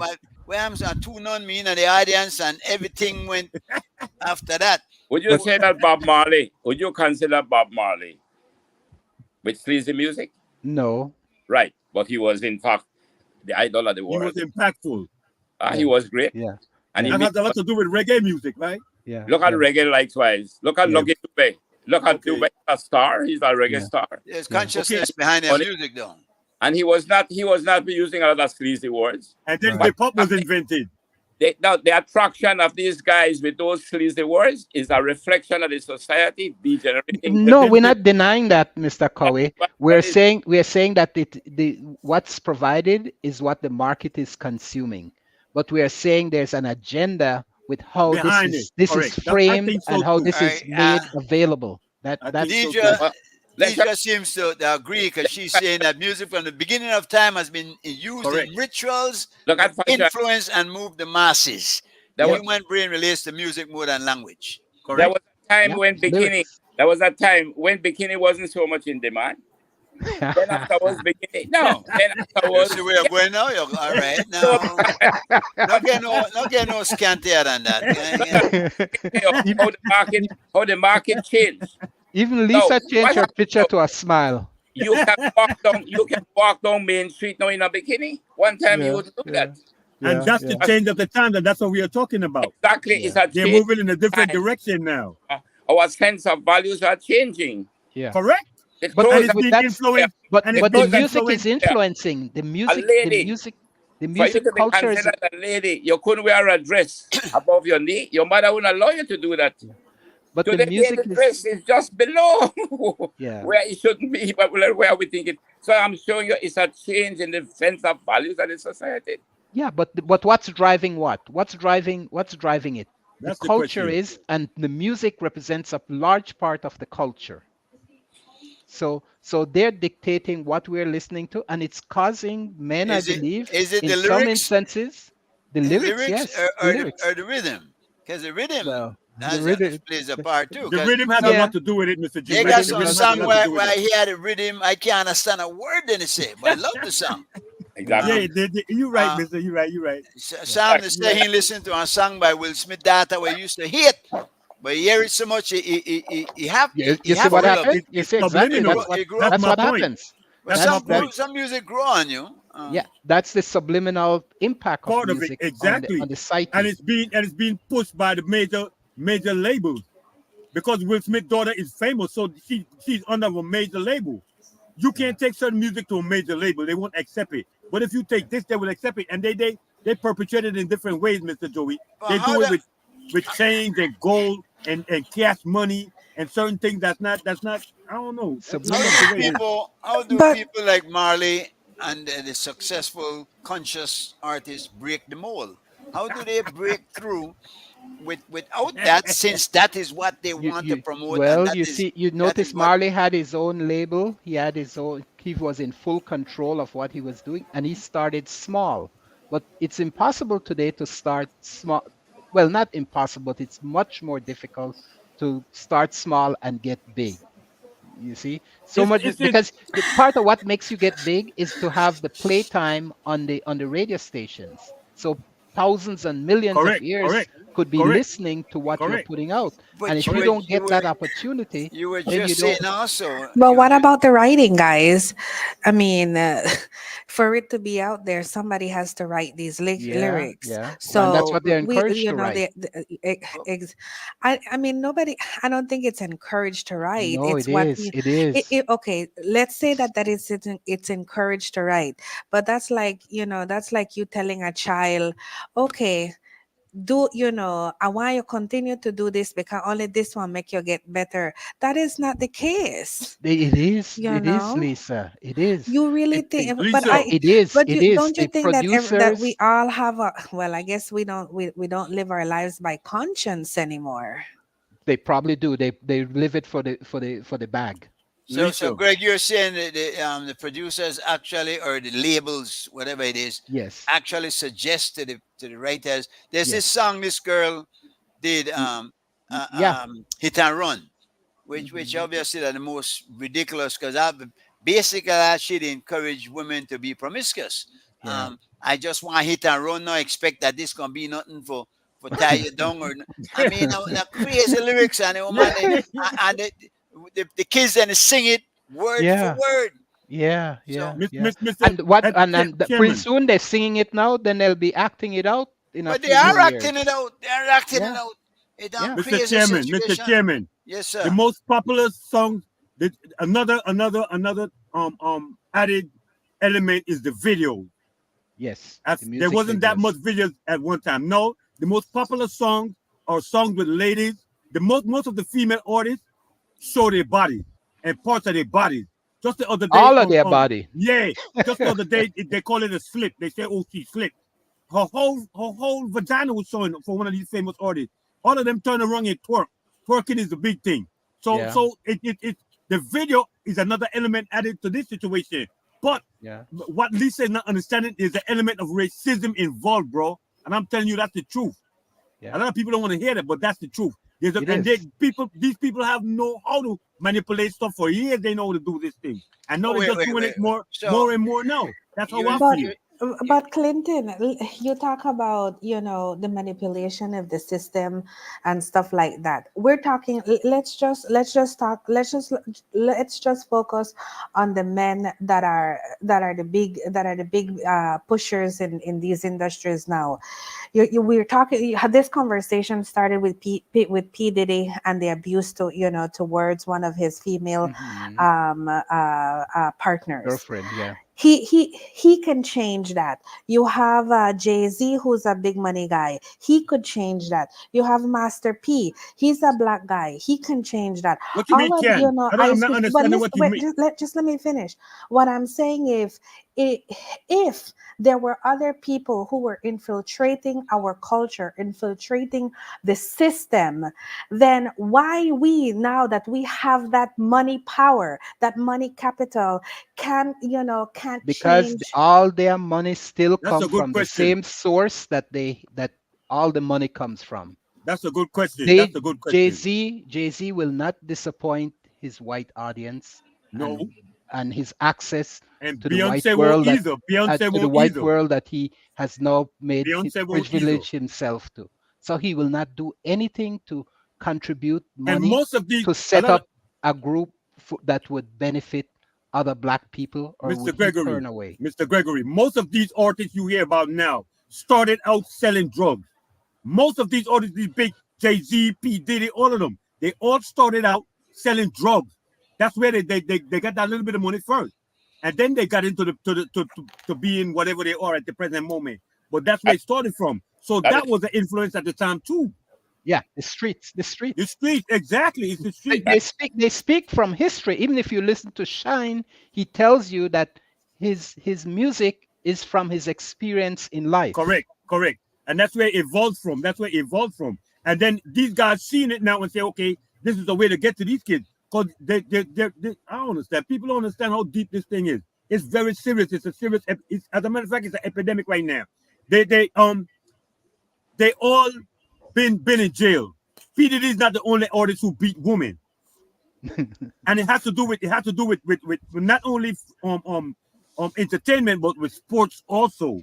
You know, It's very prevalent in sports also. I'm going to ask you, it's prevalent in life, because I wanted Correct. to say Prevalent in life. that Correct. I agree. while the camera has caught a few incidents, how prevalent yeah. do you think it is out there?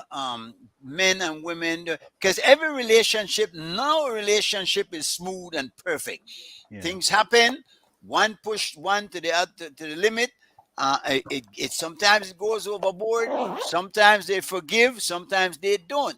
How prevalent is domestic violence? And this really? is the question Lisa had, and I'm telling Yeah, Lisa, yeah, she exactly. was concerned about raising kids. I'm a Yes. single father of 3 daughters. I like Yeah. when G Mike speak, because G Mike could speak on history, on the things he's been through, and all of us could do the same. You dig what I'm saying? But I could tell you, I have 3 daughters right now at present. I raised them from they was little up to now. One of them is coming from work right now. The other one is in school, and the other one is at both of them in school, and one of them is work. So I teach what I teach in my house. I've never hit my babies. I will never hit my babies. I could speak to them. I'm not saying you have verbal abuse that's kind of a weird stuff. You think what I'm saying? Especially when they come in relationship. Verbal abuse is as bad sometimes as physical abuse. But the physical abuse I will never do. I was abused as a kid. You think what I'm saying? So I will never abuse another woman. But some like people that. say, see why that is not that's not the reason you don't do it. That's usually the reason you do it. What's the reason? When you see it as a child, when you grew up in that kind of environment, it's a cycle. Yeah, Yes, and then it you is have a to break cycle. the cycle, and that's what Lisa is trying to say. You have to Yes. break the cycle. And she's Yeah. wondering why these other guys that have the money now won't change. And Mr. Gregory gave her the correct response. They will not, because their money will stop. If you stop doing certain things, your money stops. You think what I'm saying? Miss Sonia Allen just wrote that Black people do not really control the money. Behind every Black Exactly. performer, there is a white Mm. American controlling the money. Yeah. Yeah, And that's what we're Um, talking about. That's the truth. That's Well, the they truth. control some of it. to They control their own money. no, they control all the money because they control the distribution ship. They control what percentage you end up getting from your whatever song you do. They control. Can I ask you a question? Where is this evidence? Where you got that evidence? Oh, from? it's Behind every historical. black It's man. historical. No, no, no, no. This I'm asking. no. This is how the I'm industry operates. You made a statement just now. Somebody made a statement that behind all these black successful persons, it seemed that what they were saying. And it's that's a true. white That man. I Datra want made to that know where you get statement. that statistics from. Where is that coming from? That's the record. It's That's the visible record of It's Hollywood. everywhere. That's the record of the That's what you music industry. Where is it? You just have to look who owns the labels. label. That's all you have to look at, who owns And, the and labels there are who no black-owned determine labels. what And there were a couple. There's a gets couple. produced. So Yeah, why there's don't a they be try to steer it away from where it's going? because as it's not in their self-destruction of interest. black Because we're people? talking about two things. There's the so- financial, what's selling, and there's the motivational part of what destruction they're trying to place on people. And it would be difficult for somebody to come out and sing la la la la la good stuff when the market has been conditioned to accept the bad stuff. You see what I'm saying? Is there any So- hope right now that there might be a change, that we might be able to shift this Yes, paradigm? I would say yes. Consciousness, bringing Yeah, consciousness. I would say to yes. people. I would say yes. These are things that they're satanists. And that's the other aspect of the game you don't understand. They do perform rituals. Well, They listen. do. Yeah. Yeah. All right. No, it is weird. But to answer Lisa's comment about, from my point of how you train daughters, is that you just have to come with a great deal of sensitivity to realize that the industry and what they're hearing out there is going to be difficult, and that you got to show them that you cannot accept abuse from Correct. from any partner, and that you have, because there are women that beat women too. There's Right? women who beat men. Not as No, much but as men. Not I'm, as sh- much I'm as sure. women I'm sure before. there's some. If I'm you sure want Yeah, to there's yeah, show one some or of that, that two too. man get theirs, yeah, yeah. and in I mean, fact keep it sometimes the real. man the beat back and he get catch. So Yeah, yeah, correct, that correct. problem there. Yeah, correct, correct. I But mean, you know, but you know, Joe was making the point that parental guidance that correct. the only way Yes, we're gonna change it is that yes, we yes, teach yes, your yes. children It begins at home. what to It like begins at home. It and begins show at them home. what to like and tell them why Correct. it's It better begins at to home. like this as opposed to like that.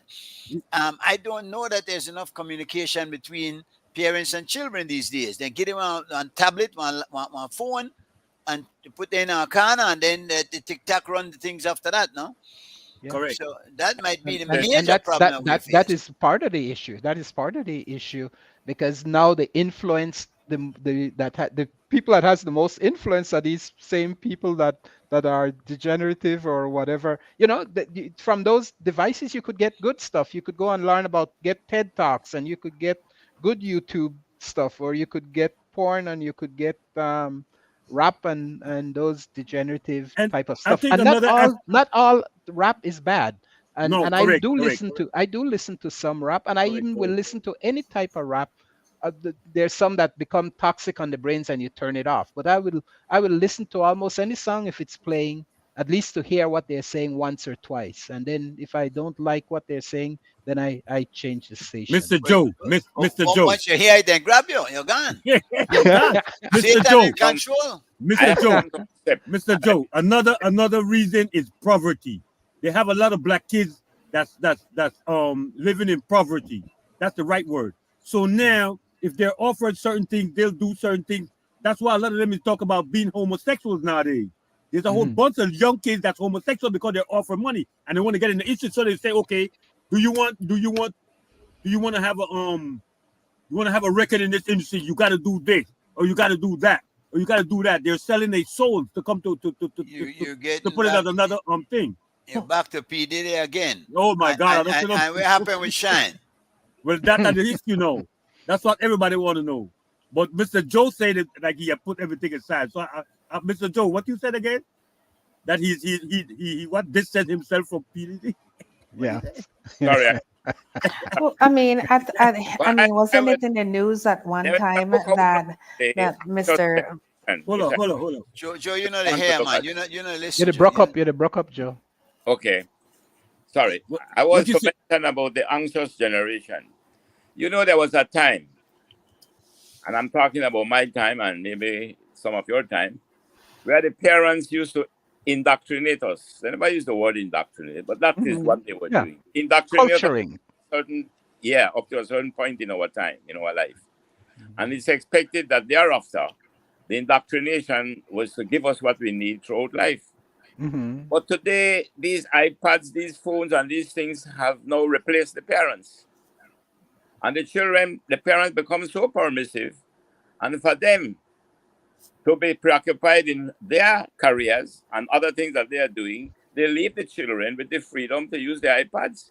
And now they are becoming indoctrinated by what is there. Yeah, that's correct. And That's that's the But you correct. see, Mr. Joe, even with iPad, the parent control what you could see too. It's like what Lisa is saying. Wait, There's how certain many, things that how you many could shut off. parents do that? How many Now parents you, even but know we how to do do it. that? But we now, what I'm saying is this. The What kids I'm are saying is this. smarter that they could turn anything you turn off No, back but on. that's not what I'm really saying. What I'm saying is the teaching. Is what I'm saying is this. I communicate with my daughter on TikTok and all that, and all do the same thing too. But it's what they're looking at and what is prevalent in their lives. So you have to be the one. You have to be Mhm. the person. That person that's going to be the most Influence. important person in their life. You're the person that's the last word that they take. You understand what I'm saying? I'm teaching them to do. But that's ideal. That's ideal. Yeah. Right. That one But at more least realistic. if you spend the time talking with them, Try Yeah, to- they will have that communication. as a Something. reflection. It is Some said people that just believe you them. teach a child in the way he should go, and they will not depart from Exactly. That's my that- point. that- Nothing will have them going that way if you in their life instilling what you Well, think I is don't right know and if what you that's know to be totally right. true, but I know that they will have that to bounce back on if Well, they Exactly. lose part. Because they have to find their own way. I agree. Yeah. But then Try they to have imagine something the child. substance. The Correct. child of the at world. least the parent will be able to not be feel guilty, not know that I have done what I can do. And that's a big because issue too. yeah, I I would mean ask that's important. Mr. Chairman, let us try to imagine what it's like. When you was a young boy, after school, when you go on to play football together, when you go on to play marble together. On the weekends, we are together, maybe in the jungle, in the woods. We are in the river swimming. We are interacting with each other.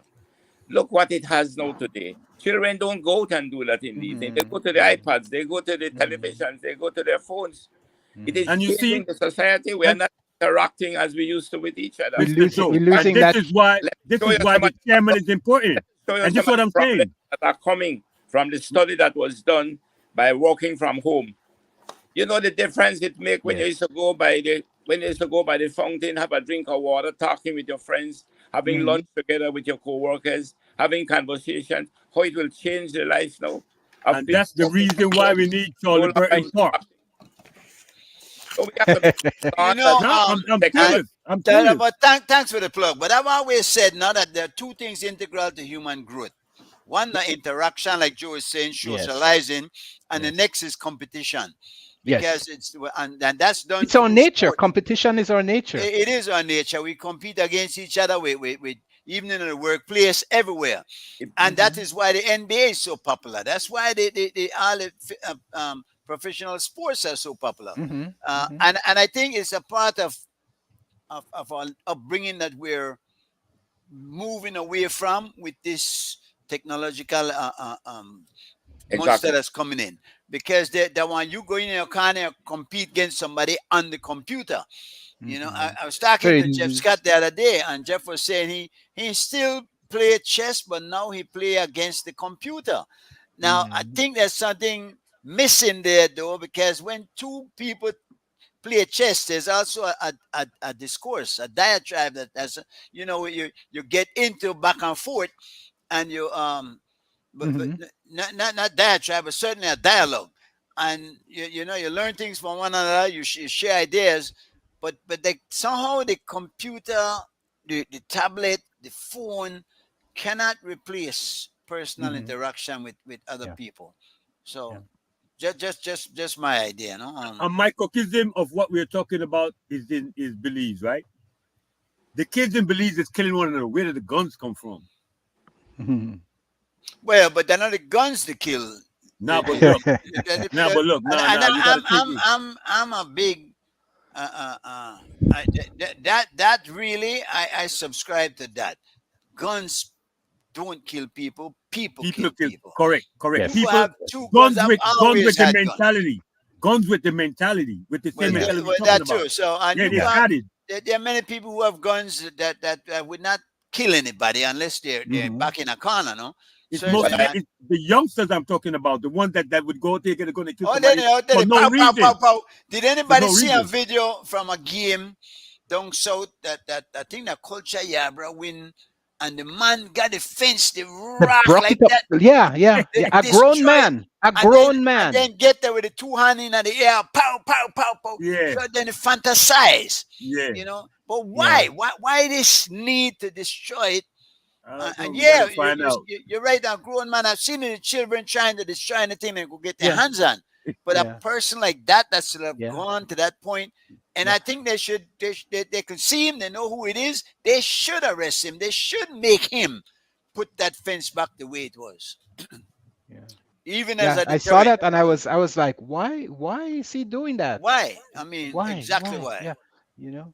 But some of us have lost our moral persuasion. Exactly. You know what I mean? Like direction, we don't have. Some never had it, you know. Right. So never had it. I was, like our moral compass, our conscious compass, like we don't, seems like somehow we lost it somewhere. I don't, But that's a very good point. I want to follow up on your point, but I want to take off from where the chairman said something just now. When he talked about it's not the guns that kill people, and there is a fundamental truth to it, and we should try to fathom our behavior a bit more. When there was no guns and there was the Stone Age, they were killing men with stone. So it's not technology as it advances might simplify and make it and facilitate us in killing.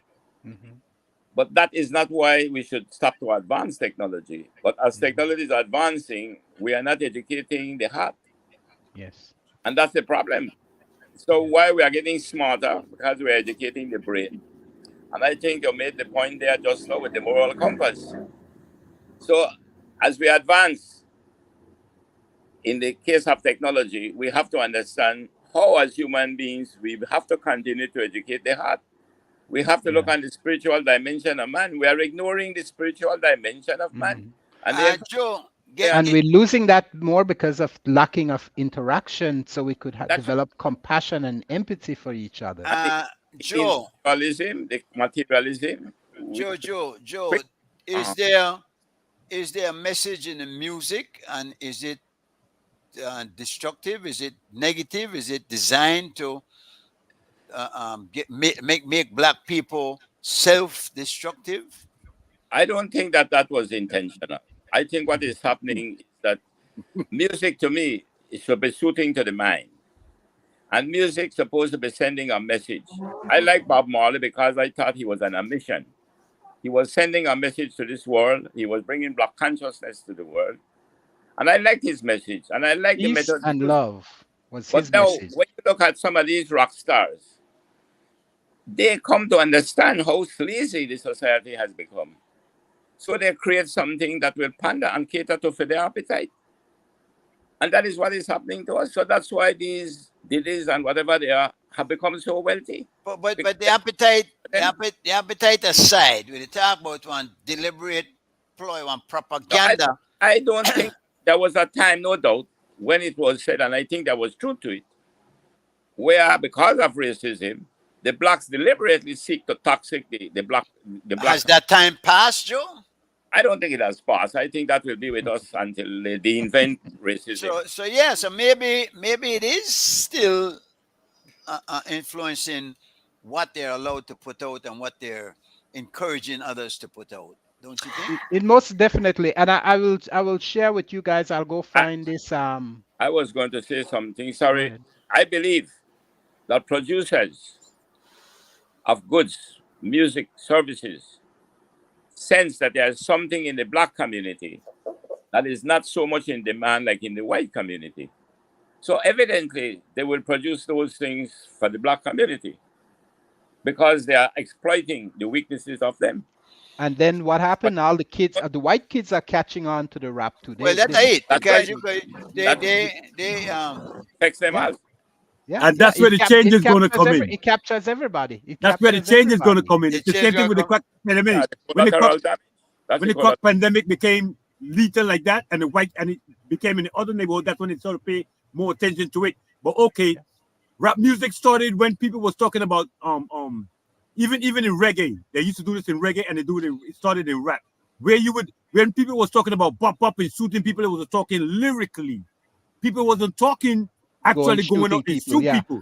They was talking about pop. They said they was talking about killing people musically. Yeah. And then the diatribe is what Mr. Joey said, and the language changed into people start doing it for real. Yeah, acting it out. All right. In real. Yeah. But and indeed the narrative is so very important, and it doesn't have to be true. Now, I'm not going to see where Gil said guns don't kill people. The loss of love and respect we had for each other, which comes up in almost all the spaces we get at some point in our conversation. We must work hard to strengthen people-to-people, personal and communal relationships.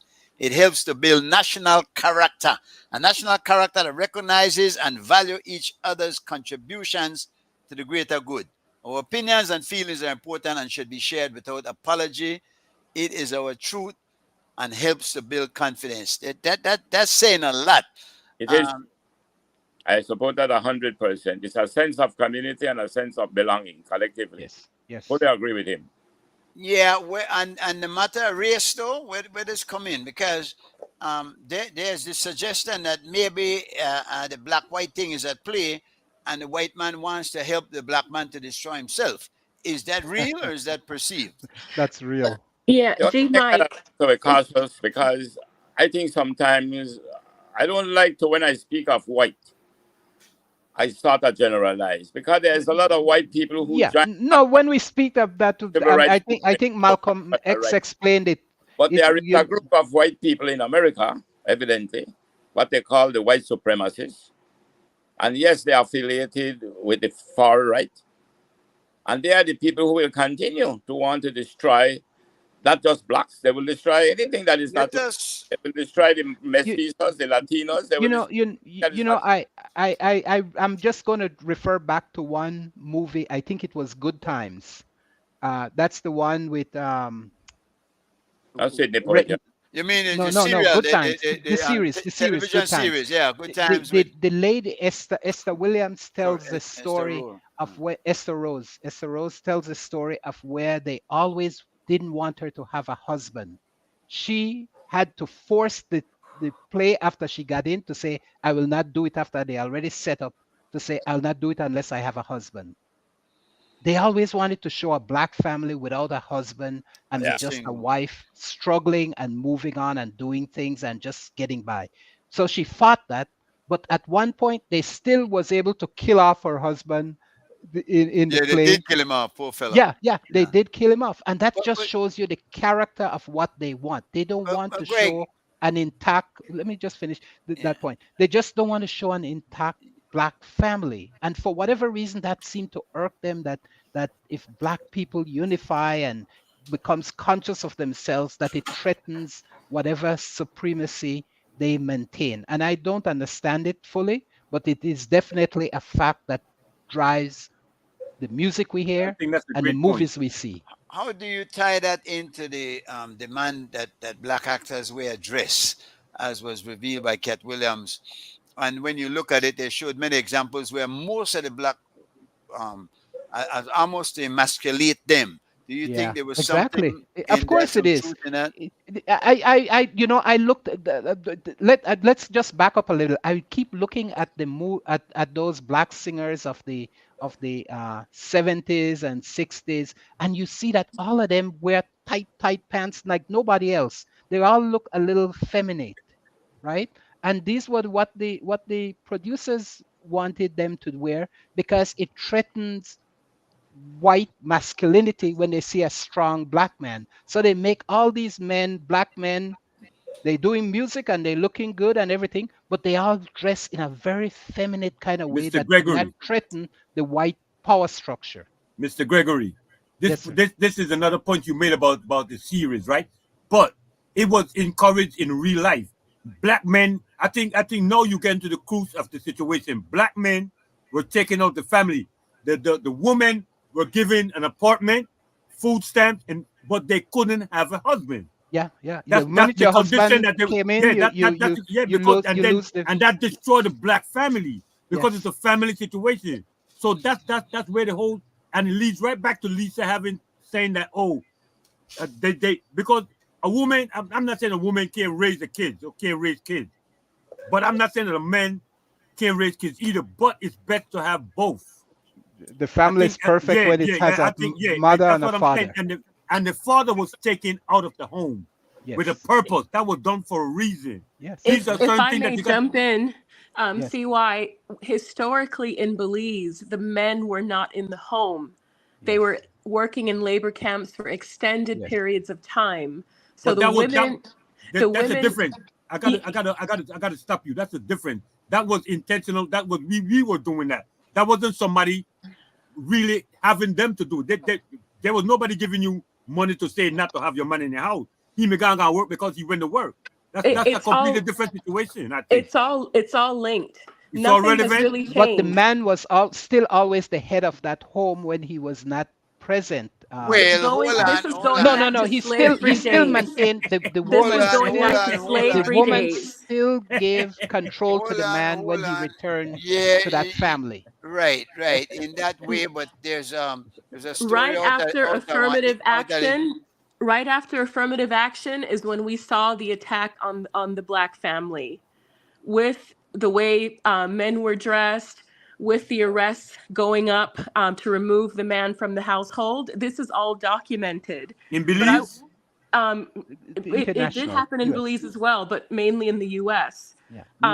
What I want to point out, though, is that no one has power over us unless we hand it over. Oh, of And I course. think that the issue in Belize is a Agreed. self-esteem issue and people Mm. functioning from survival mode. But When we have we're a operating legacy. from, We have a legacy of oppression, though, and we do, where and you and have there was never any therapy given to people after slavery. There was nothing done to uplift the people. We Survival continue to mode be is the oppressed operational people. word. There's a story coming out of the Mahogany camps where if the man went to cut wood and came home, and the boss man slippers was at the front door, You he turn knew it he back. had to go back to camp or cut more log before he get home. Now, after I get home, he might eat good for 2 weeks, and he better something, but he had to go back. And there's a lot of many children with my complexion who we don't know how we get there through with black parents. But Resulted, no? I know many men during my time who used to work mostly in the Cayo area, Chiclair Mahogany, and they were out sometimes 4 or 5 months. And of course, the animus in the woman and the man, have the anima. They were able to carry that family. Yeah. Until when the man comes from, and of course, money is sent weekly. Yeah. That was done. You had Ben Stewart. I know Hanky Panky. And those people. Well, we never know. We don't have DNA. We didn't have DNA. They grew up with me, and they grew up to be children with dignity and self-esteem. That's because the husband was still present, and I believe because the value system was different. Society was so structured that it keeps you in order.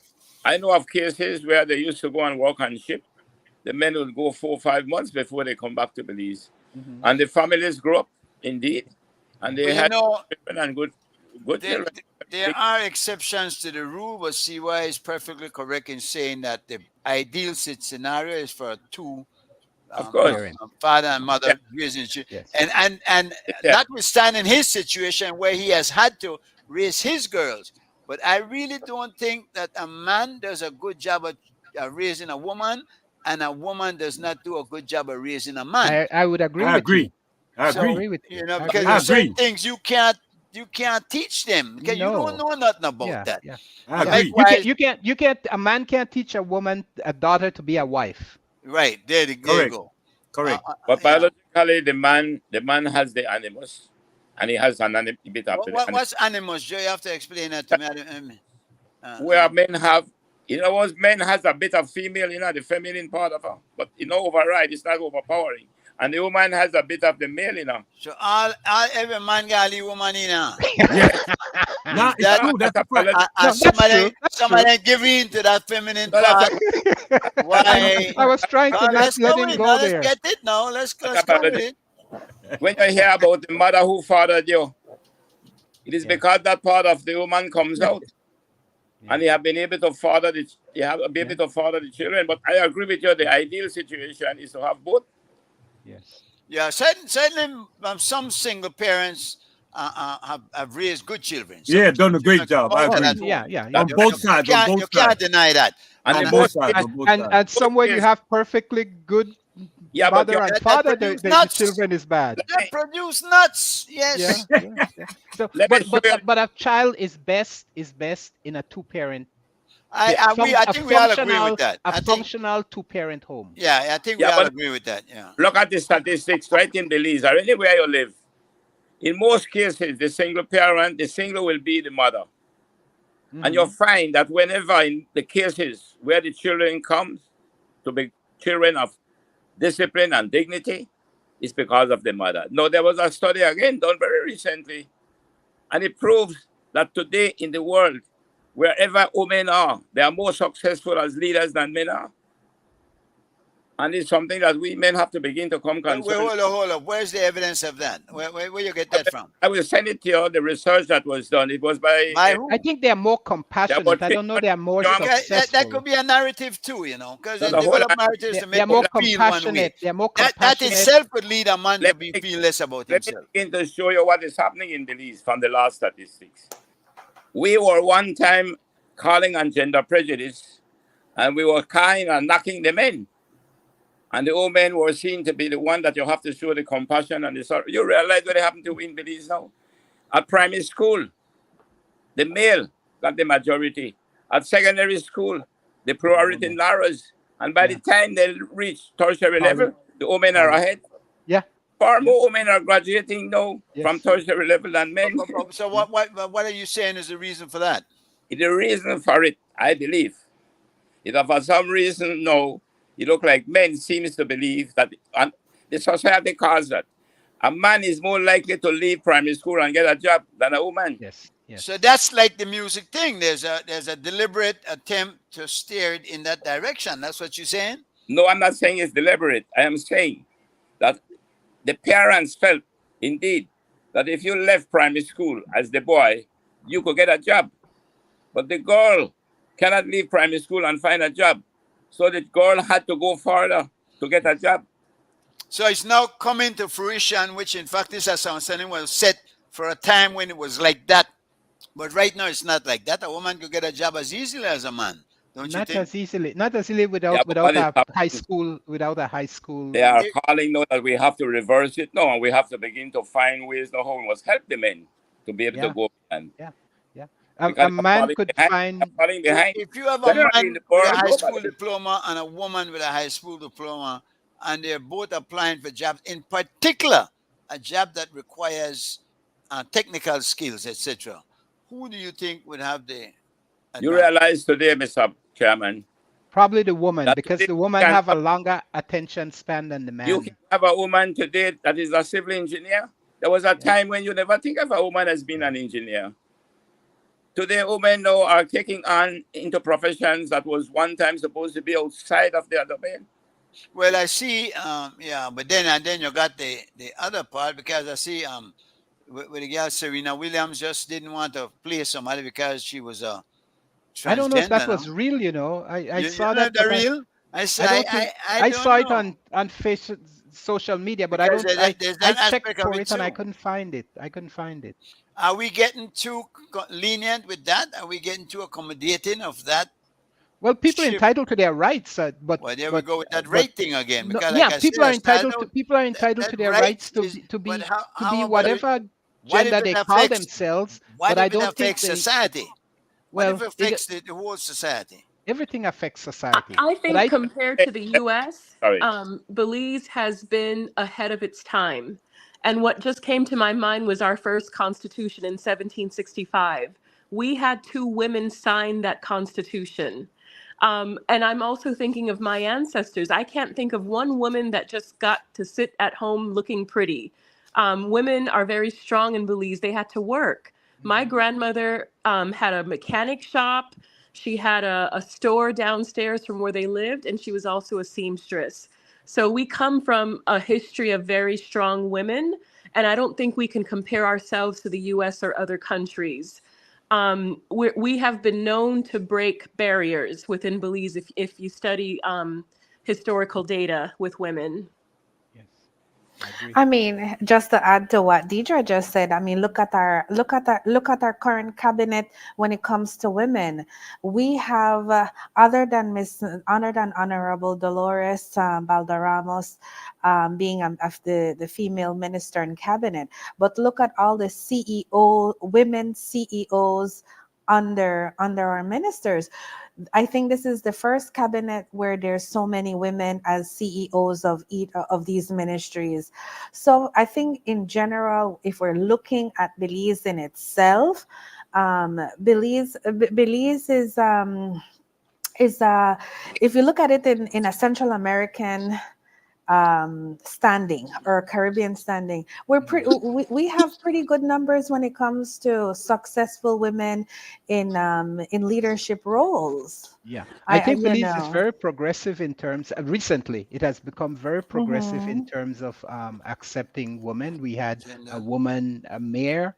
We have senators that are women, and like you said, it has dropped down now. We have Balderramas, and we also have on the UDP side we have Tracy Pantan.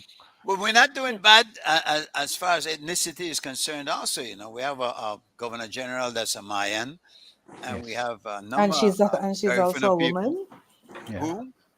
I said she's also a woman. And a Yes. woman. And our Yeah. first governor general was a woman. So That's we have right. been very, and she was the first governor general throughout the entire female So governor there general are throughout some good the things. There are entire some good things you Commonwealth. can say about Belize. There's so Oh, many of good course, you things could say a about lot of good Belize. things about Yeah, we Belize. set the But we trend haven't in the heard you world. saying it, Greg. You've been kind of like. No. I'm talking about things we need to improve to be better. I'm never putting down Belize in terms of He's messing with you, Greg. He's messing with you. oh But I Okay. had a thought, gentlemen, Okay. oh and Deidre being the other young lady on the line. I had a thought. We're comparing the music entertainment industry with the American format, but look at Belize. Let's talk about Belize and its own music industry. Um, have we been influenced in that part? I think we could create our own narrative where the music is concerned.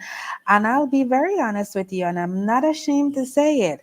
I do not promote the music that one of the young men down south promotes, and the young ladies that go on videos and then they whine or whatever that punta is supposed to be. I I find it very disrespectful, as a matter of fact. But them the being music or the dancing. the music, the dancing, the same But the things we've music, been. I don't Listen, even hold on, understand the Gregory. words. Hold on, Gregory. What I'm trying to say is we're making such comparisons to the American style of entertainment, but let's look at what we are producing. We as Belizeans are producing. We don't, we don't need we're the creators of our own music. So but we as Belizeans are also creating music influenced by by the bigger industries. So what I'm trying to say, do you guys think that we should be more structured in producing our own music in a very healthy way? One I of don't our know one that. of our I don't biggest know that. I Because don't know that because we have, we're, in other words, you guys were saying earlier that there's always somebody else with the bigger pocketbook, and this is what drives the narrative. But if we look at Belize, who's driving the Belize industry to drive that narrative that But we I are don't know that seeing? Belize But music is Deja, dirty. I don't know that at Belize least, music. yeah, no No, yeah, no, yeah. that's no. what no, because listen, I have seen personally in my family, in with friends, our kids The doing, dancing is a whole different thing. but it's same thing with the But words.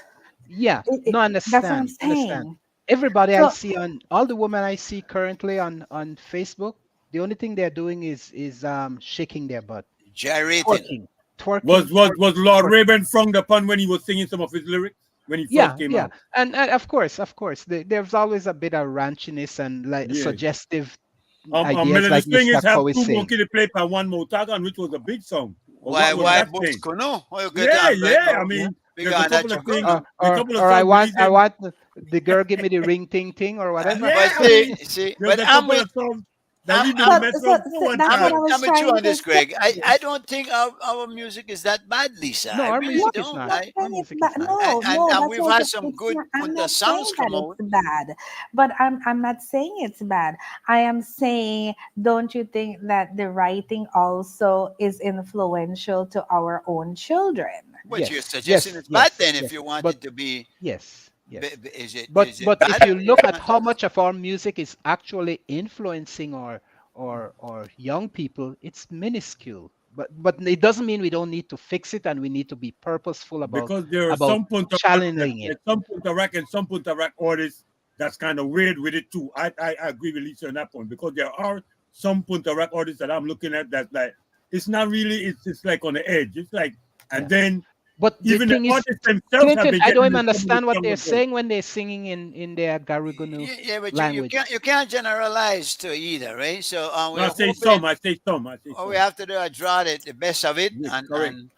I But I don't think the think and then it's problem, and all again bad. we the purchasing public, the consumers, we have a big that we spend more money. We don't have to buy what they put out that's distasteful, and that's the point, G Mike. I think the problem in Belize is people not realizing their power as consumers. And there seems to be, well, I think it's getting better, but there has been a mentality where people are seeking approval from outside of the country. So, Yes. in other words, something from the States is far superior than what's in Belize. Yeah, the one I think, mindset, the narrative, the I yes, narrative. think, yes, I think Belize, music is Belize some. music singers don't even want to sing in Creole or Yeah, the there's some English exactly, Jamaican. language we But know. They all song like Jamaican. I'm like, You, where exactly. does this come from? I You heard know, the DJ. I heard the DJ. Man, where chat? Yeah, say where chat? Say man, and this boy never left Belize a day in their life. I'm gone to the airport. nah, but I it's an think opportunity for them to get known and seen because they have to. That's why they have to suckle because they but I suckling. think that But music I to think they some of should us stand on their own. I think they should because sometimes our language is distinctive. But I no, think they do it because they themselves feel like it would give them opportunity to have to be heard and seen if they sound like that because they got to slide in and suckle. So I mean, News flash, news flash. I don't know any of them that has okay, gotten that, that opportunity to do it in the Sikh. it is what you it is what you the Mhm. listener wants. If you want music that is soothing to the ear and to the mind, which many of us may want, but some want a kind of music or a kind of lyrics that is more elevating sexually. They Yeah, want to elevate the sexuality. That's yeah, why some of them behave the way they do. yeah. For them, and that is what for them is music. But how is that elevating the sexuality, Joe? You'd have to Ooh, explain it that to me. does. If you go to if you go Elevated in that makes you want to do it more because it's a proven fact that they're doing it less. if you go The and studies if you suggest go that men aren't having sex the way they used to. no if you go and you watch I'm, if you watch performance one that yes, at what time in a phone a day, Joe, not 12, 14 pick how much you got? you know We don't want when to go there. But when you look at the one that the lady was referring to with these girls, as when uh, Morrison described it as shaking their butt. uh, Why you think they are shaking their butt like that? And why you because they think got it to shake them big butt. yeah, but why you think they're doing it? Yeah. Attention? You think somebody Yeah, the that's it. attention, That's Mr. it. Joe? Exercise. That's but it. but, Exercise. calyp- but That- calypso music that- for one, calypso, punta, what other music broke? Not maybe broke down. Broke down was more less sensual. But when it comes to calypso music, Mr. Joe, that we grew up on, and when it comes to punta rock, all those genres are based on that type of dance. But there are a lot of double entender there too. No, but They're not yeah, all right, necessarily. but so that but you could listen have now. dance that you could dance that without having to be No, but exposed. listen now. There's a shift in there's a shift for certain things, and these certain topics is kind of touchy, right? There is no soul anymore. What we used to call soul music, where you dance with the gal Oh no, front to you're front. not dance like that again. No, that's my point. Exactly. But the reason behind that is kind of like weird, so I'm gonna leave that one alone. Yeah, Yeah, all right. yeah, Let's find yeah. it in. All right. No, I'm want shift over because Deidre has mentioned something, and I saw our friend from Mesquite was touching on it that the narrative transfers over to the propaganda in the news media. That, for instance, in the news media in the U.S., the mainstream media, you don't hear much of what is happening over there in the Middle East. Ariel is suggesting look at the genocide in Palestine is not being broadcasted in mainstream media. Why? Who controls the media? And mostly also that is geared towards keeping sympathy with the Israelis as opposed to the real victims of this situation over there. I don't know that we can allow them to get away with it, and they're not because of the fact that there's a key, an integral component. It's the internet. You have YouTube. You have different voices that are speaking out, and people are now getting it. I think that it is being shifted, and I have said this before that I think the ICJ will flex its muscle, and we will see the real authority that it's had, which has to have with the among of countries. We just saw 3 countries today, in fact, that Ireland, Spain, and how is it, Norway, that has decided they will recognize a Palestinian state by the end of the month. Now, the narrative that we see is like, oh, the poor Israeli hostages. What about the hostages? Then they have this narrative where they go with where the babies were being beheaded and women were raped and they were burnt alive, and many groups have gone in and investigated this independently and have found absolutely no evidence. Joe, you like get to that? Where's the evidence? There is no evidence.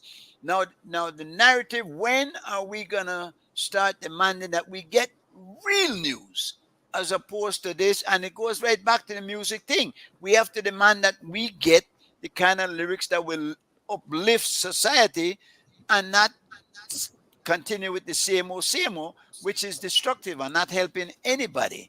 I think that's Yeah. what Deep is talking about. I Yeah, think that's well, what he's talking about, the empowerment. Yeah, Israel too has been arresting journalists.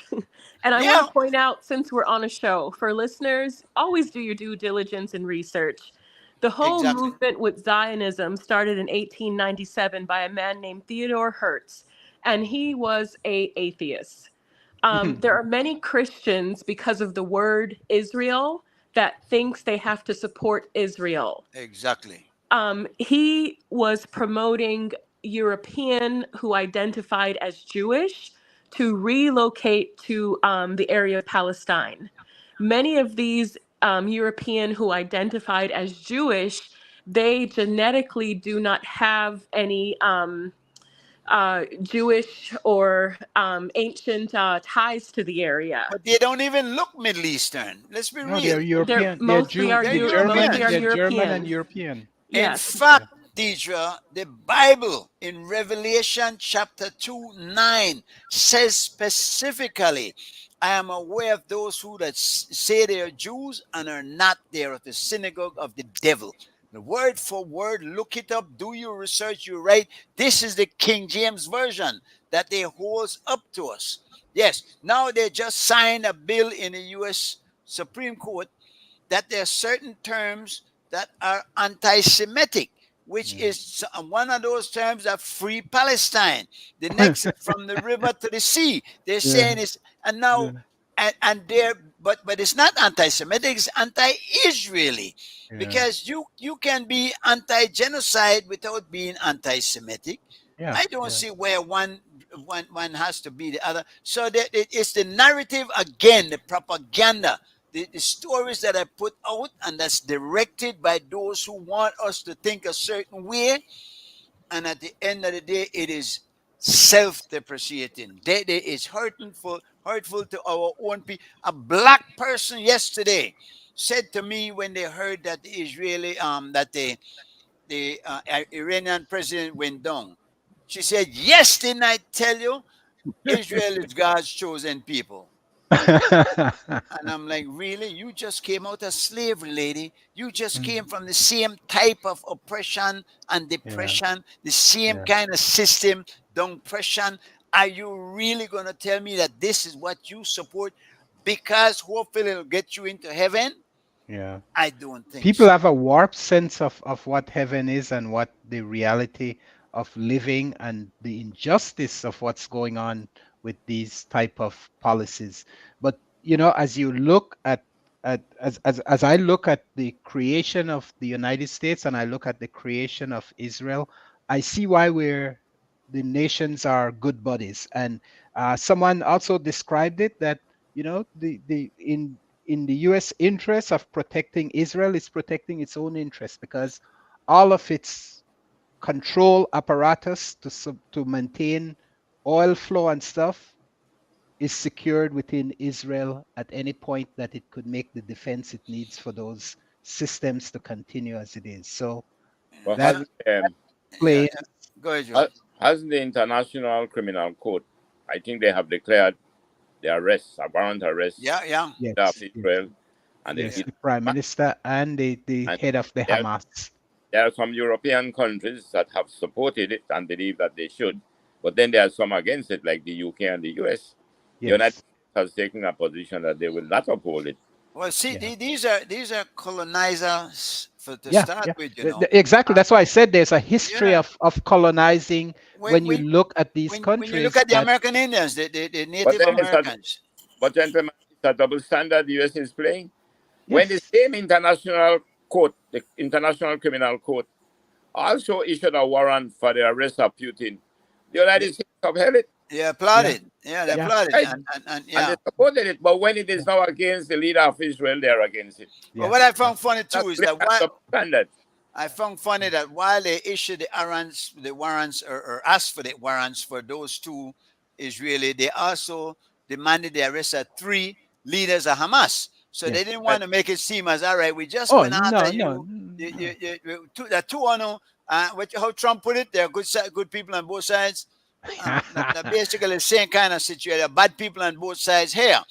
Yeah. Listen, I think most people condemn October the 7th without hesitation. Oh, of course. But Of we course. also know that it did not happen in a vacuum. That there's a thin line between terrorists and freedom fighters. And this one, how long does a people suffer apartheid? There are people who went from South Africa under apartheid to Palestine and said that what the Palestinians were suffering was worse than what was happening in South Africa. That system of apartheid has been in place for 70 years. How long is a people, if the Israelis can justify what they're doing as self-defense and protecting their interests, then maybe the Palestinians, I'm going to get that right one of these days. Palestinians. Palestinians can say they are also fighting for their existence and freedom and Yes. ability to live as human beings. The system of apartheid, and I don't think that we can ever go back to that system of apartheid under which these people were living. It has a ceasefire is not enough. And the arrest of a couple of people is not enough. The whole demolishing of that apartheid system has to happen and happen soon. I That's think my that point. I think find that it seems that there's a good amount of Jews now coming out A lot, yeah. in support. In support of the Palestinians. But they see what's happening, Joe. Yeah. How can you have a heart and not see that? I don't care where you are, who you are. And although sometimes we may want to criticize the media because some elements in the media are too blatantly biased. But when you look at Al Jazeera, I think Al Jazeera has been doing a good job. So what the leader of Israel did, Shut he it down. Shut them down. Kick confiscated them out. They kick They them don't out. even allow international journalists to go into Gaza to see what is happening. their Yeah. equipment, all their assets. Yeah. And then you want to tell me that the United States could continue to. And a matter of fact, I don't think Joe Biden is taking seriously what could be happening to him. He's beginning to support. he's Oh, I told you a long time he's not going to make it through this Yeah, next he has, election. but the unfortunate thing is that look what the option you're faced with. Yeah. I yeah. mean, America is in a tough situation, Damn if you do, damn if you don't. Yeah. yeah. It's tricky, and I've been telling this from the start. November, boy, looks like a very serious, dangerous time. It's a very trying time for the American people. Man, this, it's gonna this be coming rough election. what to do. But I can't see that America cannot come up with a viable option, man. Something better than these two old white men. They should have, but they have locked in. That's what we talk about. When the system is cooked, we all see where changes should be made and where different people should be at both head of both tickets, but it's not possible because they have locked themselves But in the with the hypocrisy party is- structure. The hypocrisy is blatant, though, man. Because you know what? I always thought that this guy Cuomo from New York would have been a good option for the Democratic Party. Yeah, but But- they need go He go touched and the lady's hair, touched the woman's hair. Trump said he could grab them by their private parts, and they still voted for him. Trump said he could walk down Fifth Avenue and shoot somebody, and they would still vote for him, and he proved it to be right. And in fact, when we look at what's happening now, they're gonna vote for him. A lot of the vote will be because they don't want to vote Biden, because Biden has shown he's stark yeah. hypocrisy and his unequivalent support of Israel is But Trump turning a lot of people off. support I Israel That's the even more problem. than Biden, you know. So But it's you, not you want like you want to hear something funny? They were showing the other day that Barack Obama was the most pro-Israeli president ever. he gave them the most of what they had asked for at that time. Yeah. So He gave them the that most right there blew resources. my But mind. but he and Netanyahu did not get along. But see, the president have very little control in this, you know. Well, the There's Jewish lobby works there's a lot. exactly Yeah, there's a yeah. structure there that dictates what the president does. I think Netanyahu even said, I don't have to listen to the president. I have He's my ways of getting things correct. done. Correct. He has been the braggart actually, Yeah, and yeah. He said, I don't have to listen to Biden. I have my ways yeah. of getting fight things their done. fingernails, they will fight. But I am predicting that October the 7th will go down in history as a turning point for the liberation of Palestine. This move that has started in the world today, this will not stop until Palestine is become free. I think More so. and more the world is going in favor of Palestine. I think so. Yeah. And the unfortunate thing about And that believe- is that, and you've said there are Jews who are also against it, but the Jews have dug a hole for themselves where the Holocaust will no longer evoke sympathy. That's right. Anti-Semitism will no longer be such a bad word. And the irony of that is Semitic people include the Arabs, the Christians, and the Jews. But the Jews have decided that only they are worthy of survival and living. And that cannot happen. The world cannot Not allow every that to Jew. happen. Not every Jew, G Mike. It's these people who are claiming to be Jewish, But Yeah, yeah, yeah, the who are Zionists. actually yeah. That's Europeans. true. That's Yes. true. Yeah. Yeah, I yeah, think in Israel Yeah, itself, because there's a strong opposition to Netanyahu. I think they will Yeah. bring him down right from oh within. yeah. But the unfortunate thing with that is that they will scapegoat him, and he is Yeah. not the only one there that's pushing this. In fact, he wouldn't be doing this just on his own. He has a right wing cabinet there. Yeah, that's worse than him. Yeah, that's worse than him indeed. That's worse than him. That's pushing him to do things he finds objectionable, or that he cannot do because of then you'd have no call but to send the ICJ to arrest him. But Joe, you're absolutely right that it will end up that way. But unfortunately, in the meantime, a lot of more people are still suffering and dying. That's right. How long? What do you figure a rough estimate before the world comes to its senses and sit up and stop being afraid and start speaking up? When we first spoke of this, I told you they're not going to end until 100,000 Palestinians are dead. I think we are probably about 50,000 right now. So we got some ways to go. I suspect that the American election can be a turning point. Why? But I don't know. Many people think that it will make no difference because Trump and Biden hold the same views as far as support of Israelis, and the sending of weapons and money and whatnot to It's them. American policy. I told you they are tied at the hip because of culturally where we are. The countries are formulated in the same manner by suppressing. You know what funny? You know what funny, Greg? Because Jews are also persecuted in the U.S. I've seen it in New York, in Crown Heights, and in the area. Yeah. And maybe they're trying to keep Israel there because they don't want them anywhere else. But I have a theory. I believe they were dispersed throughout the earth for a good reason because they handle money. So they were supposed to take care of every country's finances and help you to get through your economical state and serve a purpose there. But somebody got greedy and decided we want our own lease space, yeah. And there's a guy, Montigny. Montigny was the first. He was the first Jewish member of parliament, and he said at the time that Palestine, the part of Palestine that we're inhabited, can only hold a third of the Jewish people of the world. And what's going to happen to the next 2/3? Yeah. Well, they tell you it's all the way to Iran, you know. Well, that's it. Well, why I believe that the election will be the turning point. There's a difference between Trump and Biden's support for Israel. I think Biden support Israel was what he believed in the national interest of the U.S. I think Trump is supporting Israel for the individual interest of Trump. Yeah. But once Trump is in, he will change course as he necessary, and he going towards Putin and China. And He likes Putin. Netanyahu will be in trouble, even with Trump. More so with Trump. I don't think so. I don't Boy, think so. He was the one that made Palestine the capital. Remember that right there is when you have a man like Trump at the head of state. Did you hear that, Joe?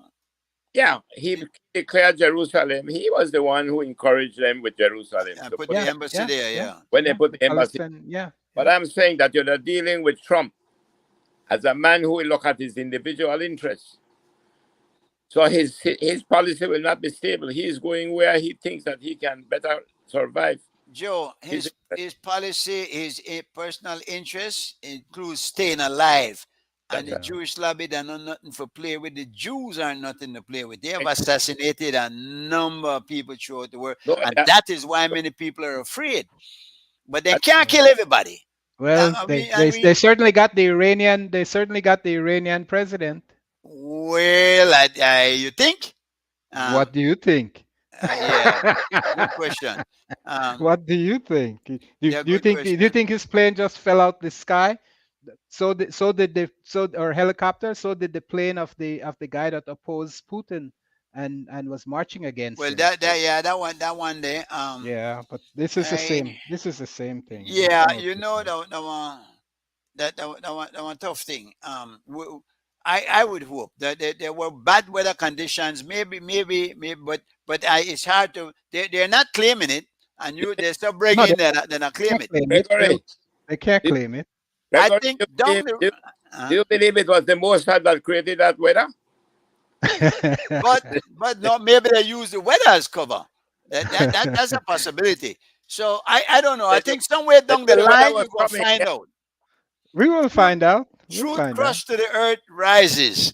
I think we're gonna find out somewhere down the line. Too late. I mean, I can't do nothing about it. Yeah. You know what I'm saying? But that there's so many things we've learned down through history that has appalled us. This would not be any different. And how much things I can't stop thinking about religion being behind a lot of these atrocities to humanity. And I think what humans or we should start doing is questioning cult followings, especially if a belief system is one of promoting superiority or oppression of fellow human. And I can think of a group of people in Belize who have started with propaganda, and we need to be careful with that. You want to tell me that who? Maybe on another show. You have us losing sleep now. I have to. All right. She's taking her cultural cover. Not the Garinagu, right? Oh no! I love all cultures in Belize. Right. Not the Creole. No, but I believe the Creole need to start advocating for themselves more and embracing their culture and heritage, because they will get ran over and eliminated. But then wouldn't we be doing the same thing that you're suggesting? No. Are doing? There's a difference. We are probably one of the only cultures that celebrate with other people. We support the Garinagu, we support the Maya, we support the East Indian. But where is that support towards Creole culture with our heritage, such as the Flowers Bank or the 10th of September? The 10th of September was not a British event. That was our ancestors who fought for Belize. And prior to that, I can count of at least 13 other events where our ancestors fought for the area of Belize. We have the Battle of Laboring Creek as well. That should be celebrated. How about June the 1st? Say that again? June the 1st. Yeah. June the 1st is Flowers Bank. We also have Emancipation Day. I was just in Belize at Government House. I would trade that for Emancipation Day anyway, and every day, because we are not yet free. That Emancipation is a joke as far as I'm concerned. But that's my personal opinion. Well, let's come back to the Bangladesh studies. I'd like to ask you a question. I don't think that this idea about the black man, the slaves, was fighting for the liberation of Belize. I think they were fighting in defense of the British. All right. But the British, they were fighting. right. They weren't fighting for to free No. themselves. They were fighting to stop the enemy, Who is that- there? which Taking was over Spain, Belize. Yeah, which was Spain historic. from driving taking us over away. the Yeah, country. and historically, the No, no. territory, which was the Bay of Honduras, it was the British did not control it. We had magistrates who were separate from the superintendents that Britain sent. Jamaica, yeah. In many instances, if you look at various censuses, the enslaved outnumbered the enslaver by 90% plus. And many of those enslavers were not there. They were at sea as merchants selling the loot from the country. So who was there in the territory and had nowhere else to go? It was the enslaved. So of course, and even if you check Spanish documents, the Spanish documents noted who were the ones who fought against them, which was the Africans. I want to go back to a point. Question I want to ask you. I'm sorry to be belaboring this point, but I've been hearing too much of, I call it, a lot of it is myth, because I can understand how the British would have armed the slaves to fight off the Spaniards. Well, but they wasn't gave the them. They had British. axe. They didn't arm them when they went into the woods to chop down the mahogany Exactly. trees? No, no, I'm Exactly. talking about arming them to fight the Spaniards. Yeah, why Okay, not? you also have They to had remember cannons. They our had history cannons. is Allah closely said- tied into Mesquitia. They didn't That's fight right. Mesquitia. for on a boy's stick.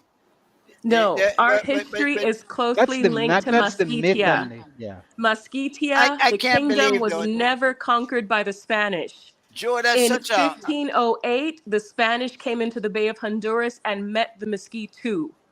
So those people in Belize, we were linked to Mesquitia. It was indigenous people and Africans who were defending the area of Belize, not the British. there's a lot. I can't see us not supporting that, not celebrating that. But you know what? I want to go back to another thing that Deidre brought up about religion, because religion is the real culprit. You know, Yes. God it is.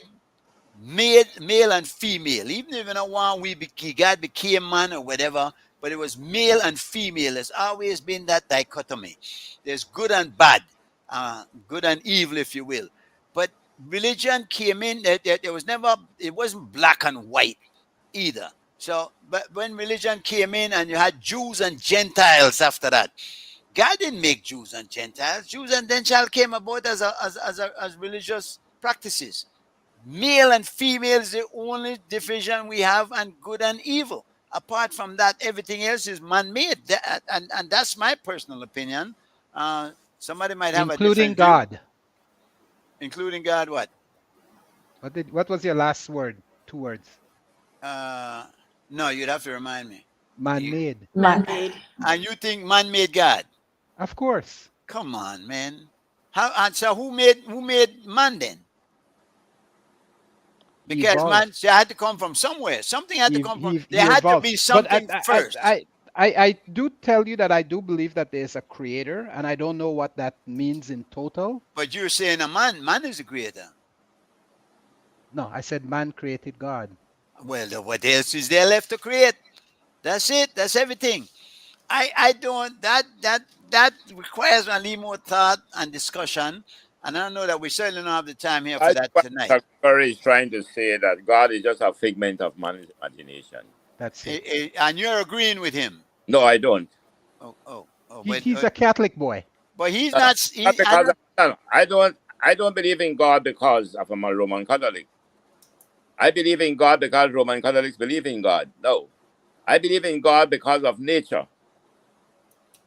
I look at nature and I understand the universe, the planets, and I understand that this just couldn't have happened. So it must be No, some but I self- Look at yourself. I'm not dismissing that. Look at the functions of man. I'm dismissing the fact that how man create God to serve the purpose. No. Man We chooses. create what with the God we want to serve. But God and the concept of God, which in fact is hard to Then I contextualize. told you I believe in a creator. So- I always say that. But to say God is when you say God, that basically you're saying the creator, because that is the term we use So, No, but well, I'm saying man well, create the God that we serve. That's what I'm saying. But well, God created the universe. Yeah, but there was some truth to it only to the extent, Mr. Gregory, where those of the past, the Mayans and whatever they were, had their God. They all They had their different there have gods. been more than 20,000 gods in They, the history of man. if you look at the Greeks and whatnot, they had their different gods. Yeah. But I am talking now about what I think today most of us accept, that there is a supreme, self-existent, infinite being. A Whatever you creator. call him, Call him, Jehovah, you want to God, or call him you want to call him a creator? I saw a meme. I saw a meme the other day that You want to says, call him "See, a creator, Mr. Cowie? I, Sorry. I am referring to the self-existent, infinite, supreme being, which we refer to generally as God. That's what there's a Okay. meme, Joe. Let me get this out. There's a meme that suggests look for the God that made man, and not the not the God that man made." I. That's right. And I think that makes a lot of sense, because you're Does. talking about the God that man made, Gregory. Right. I am talking about the God that man that made, God that made man and everything else. In That's fact, right. I That don't think I could God believe made in. man. I think God became man. God said, "Let us go down, and in my likeness and You really image." believe that God would leave his heavenly throne He way didn't out leave there it. in a You don't. billion But see, when you billion? talk about leaving, leave still there. He didn't leave. There's a spirit of God that If he came on was earth and inhabited earth. How can you see, conceptualize that's what I any? don't believe. See, that's How what I can don't you believe. take infinity and put it in any one package? How can you? There has to But be more than. why? I Why? think there's a lot that we don't understand, and I'm going to Oh, give an example that's an understatement. Yeah. with frequencies. There's frequencies that we can't see or hear, but animals Yes. can. Yes. But at the end of the day, people will worship as they please. But at the end of the day, it's how do we treat others? What is that Yes. religion teaching us on how we treat ourselves and others? That's what we should be questioning. Yes. That's And right. when we look I at agree that with you. from the God that we have created, it's horrible. Well, and you're leaning on God that you have created. I would not look at that too hard, because that look at the God that created us, because you did say you believe there's a creator. Of Mr. course. Chairman, For lack of a the better word, person we use God. Go the ahead, go ahead. person who holds the belief that man created God, then he gets the God that he deserves. Gregory, I don't know what that means, but Gregory, No, it's that I whatever don't. harm come to you, Mhm. whatever misfortunes in your life, And is then in the because of reverse, what is about all because the sufferings we see of people throughout this world? how you know What that? how the Palestinians, is that just the reverse? It's because they don't believe No, in no, God? there are people who No. do things and people who allow it to happen. Oh. It is a car No, is no, no. But is a just going result of from Mr. us Cowie's who live. statement that you get the God you deserve because you created that God. What about all the people all the suffering in this world? This world has known so much suffering of innocent people. There are more people that suffer than are people that do not suffer. It seems Is at there times. more Yeah, good or because evil in this we world? become Greg, people of no conscience. We become people of Exactly, and no that's the standard and creation. value. That's the creation exactly. we have from the God we have created. but you keep going to the God, man. Really, are there more good than evil in this world? You think, Gregory? There's more. I seem to be seeing more evil right now than I've seen good. Well, because you're looking at that, maybe. But certainly you are still alive. Is that not good? The That sun is come up every perfect. That day is and good. That's good. gives us light. Is that And not good? isn't it perception too? What we have been exposed to and know, we may think we're better than others, but how other people choose to live, they may not know any better, but they don't see themselves as suffering, if that makes any sense. That's true. When we equate everything to capitalism, we see people have to have all these things to be happy, but we go in the jungle and we find people that are extremely happy and delighted with their life and Very themselves, little. and Very yeah, little. and they just live Yeah. subsistence. They just know what they'll eat today, and tomorrow they have to go figure it out. Has But anyone visited Africa?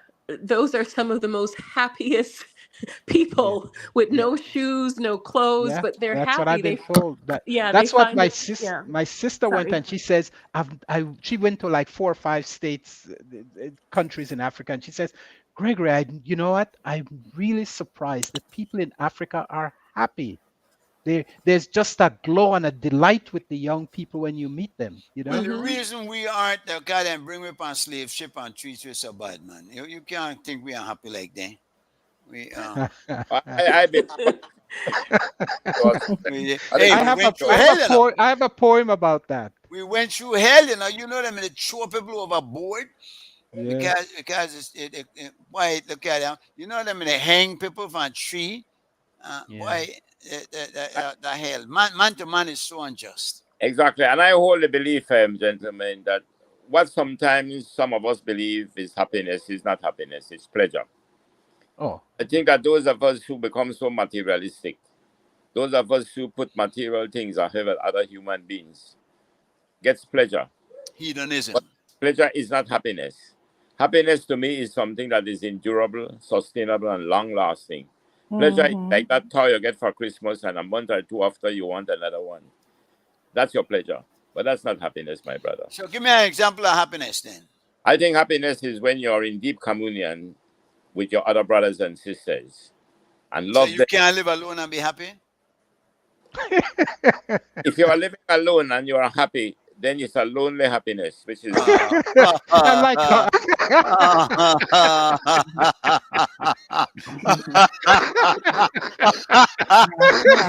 Stop it. Stop it. You look very depressed. So the I like that. I like that, The man Mr. Cowie. relatively happy.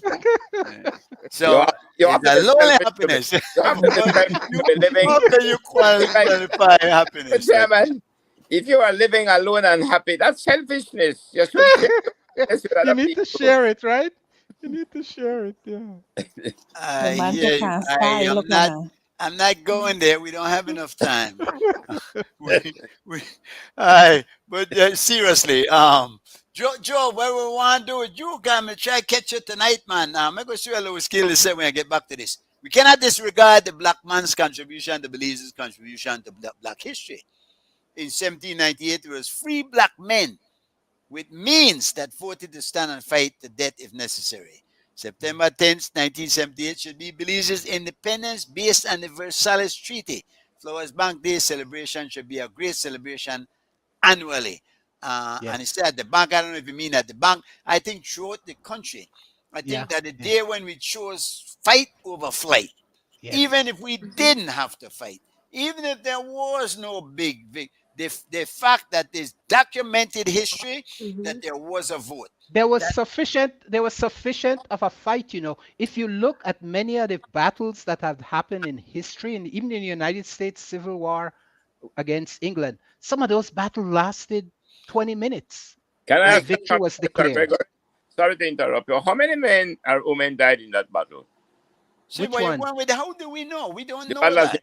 I understand only 2 donkey and 1 mule died. That's good. I don't know what it took, but it was sufficient to deter the Spaniards from not coming and aggressing us. Well, the strategy was practiced. Yeah, we had strategy that blocked them. Never heard of a battle that nobody. Joe, you're a skeptic, and that's all right. No, I am not skeptic. I believe there's too much policy. It was a battle. Do you believe that something happened on September the 10th, 1978? No, I do believe that there was a battle in 70. Right. So what are the problem now? You not get that full details. Cannons were fired in anger. I believe the battle was the way some of us are documenting. But it doesn't matter. I don't think that's important. What is important? What is important? That we did stand and fight, and we are still here as a result. Can I ask a question? Which would you have preferred? The British or the Spaniards to rule over us? I don't know. I don't know. That question. That kind of hypothetical question. I'm not gonna. The way it turned out that we have this British is perfect as it has laid out our history. Let me So say I'm this. not going to change that. 1798, the British did not rule over us. It was the magistrates, our own people, were the ones in charge of the Bay of Honduras. Yeah, the British So when didn't come until We were a protectorate Yeah, 1861. get you a of room. Britain Get you a room because to get of the in there. Mosquito Shore. but Yeah, when yeah. did we lose it? When did we lose this control that we had over what we call Belize? Sure, When that documented When we history, asked them man. to become a self, the When we continued became a threats colony from in Spain, 1862. they, yeah, Yeah, In well, I think it 1862, we started a became a little bit colony. earlier, but that's when they granted us the colony Yeah.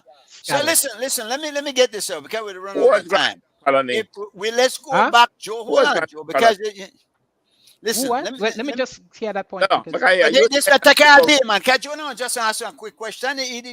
we were granted a colony. You. When were we granted a colony? The British declared Belize a colony. no, we asked for it. It was the No, where magistrates. are we? Yes, it was. It No, was. we asked for Joe. it, Joe. We asked for it, Joe. That is We asked for history. it.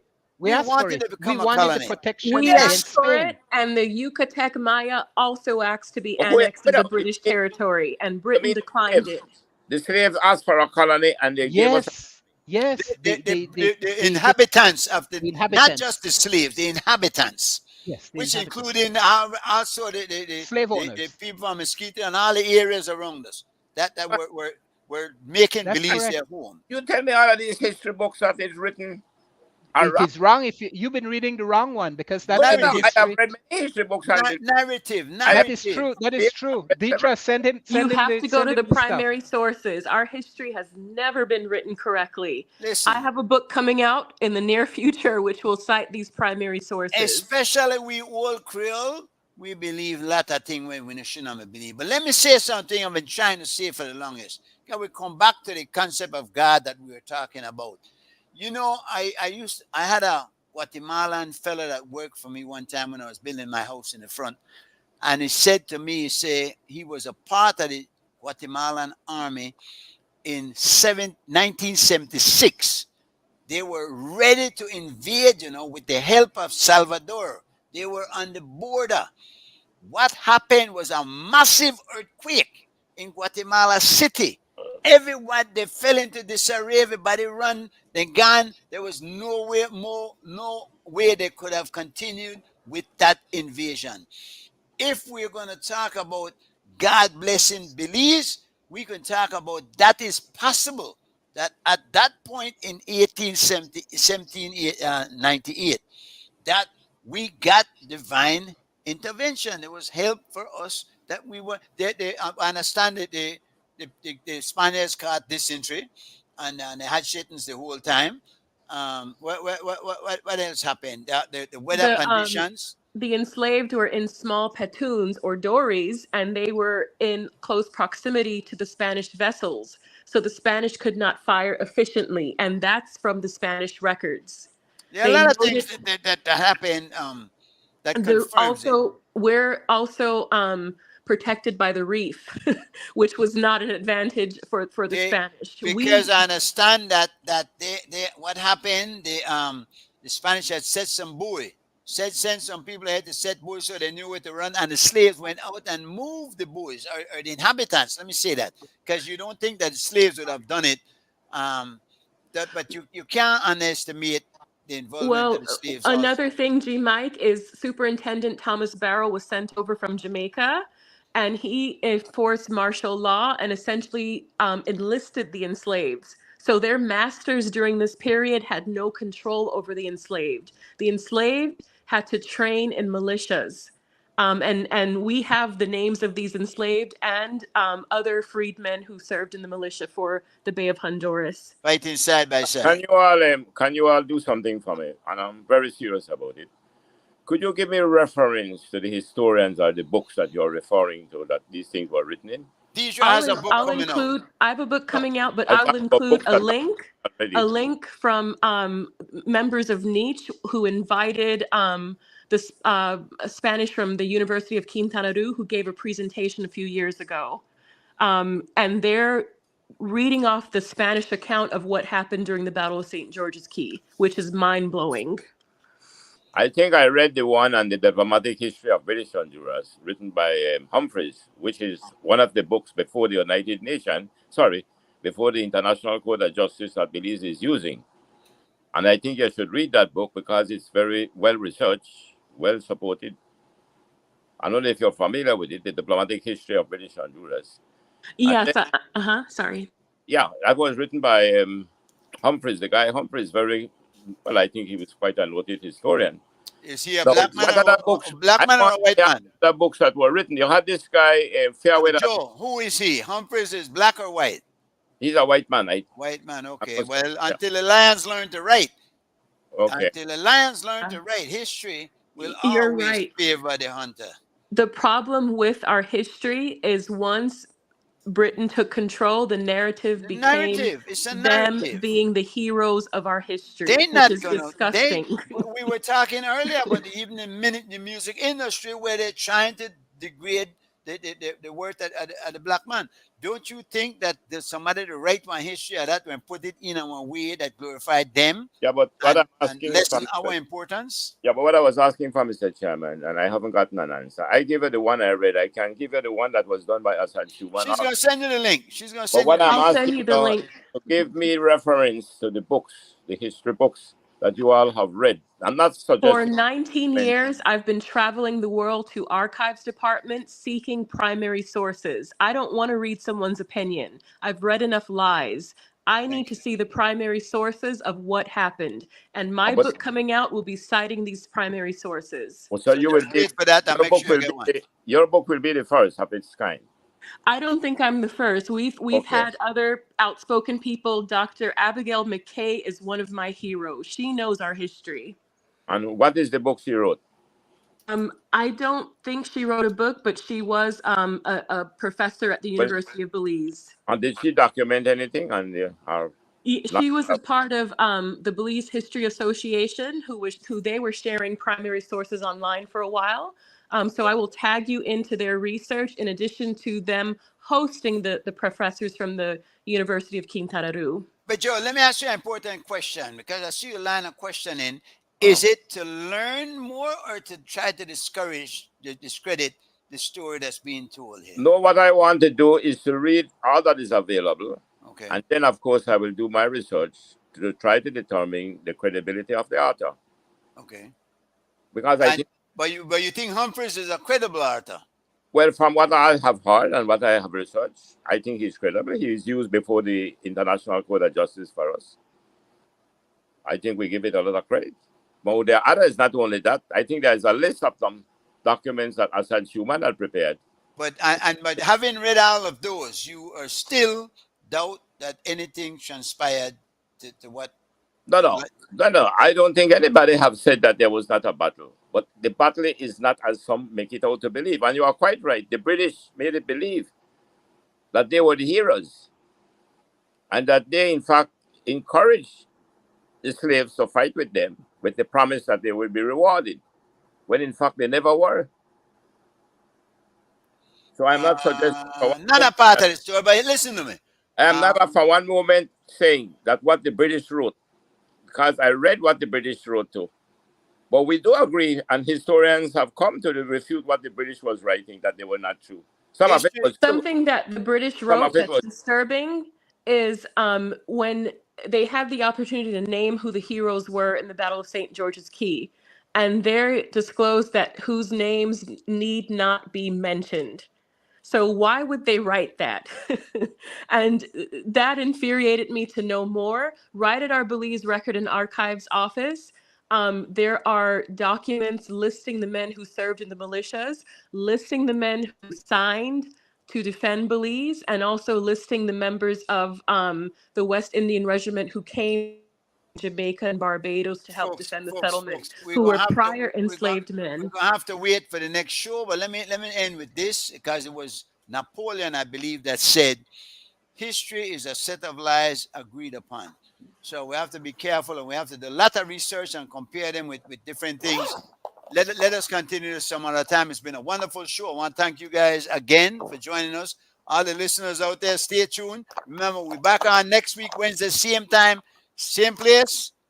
Bless up, free Palestine. We're gone. CY.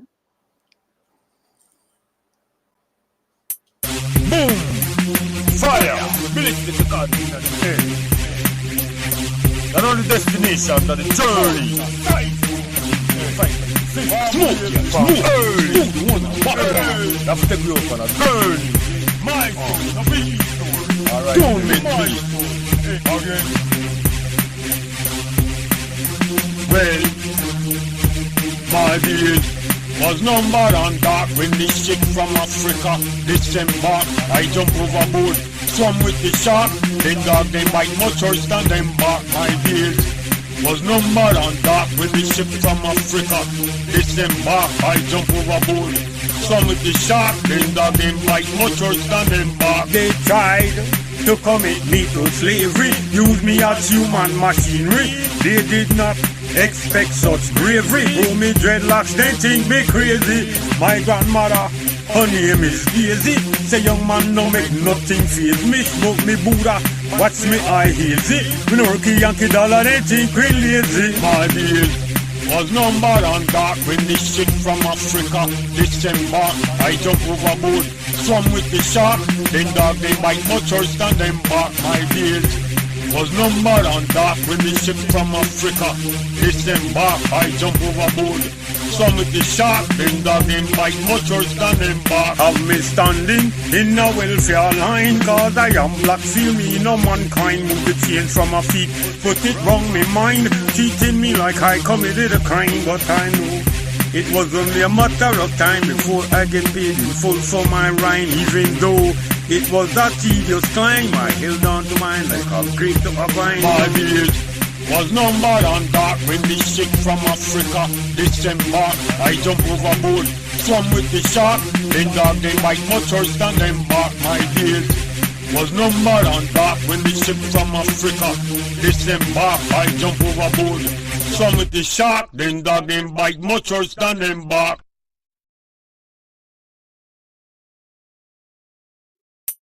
Boom! Fire! Ballistic to God in the head. Not only destination, but the journey. Smoke, that's the group on a journey. My alright, don't make me again.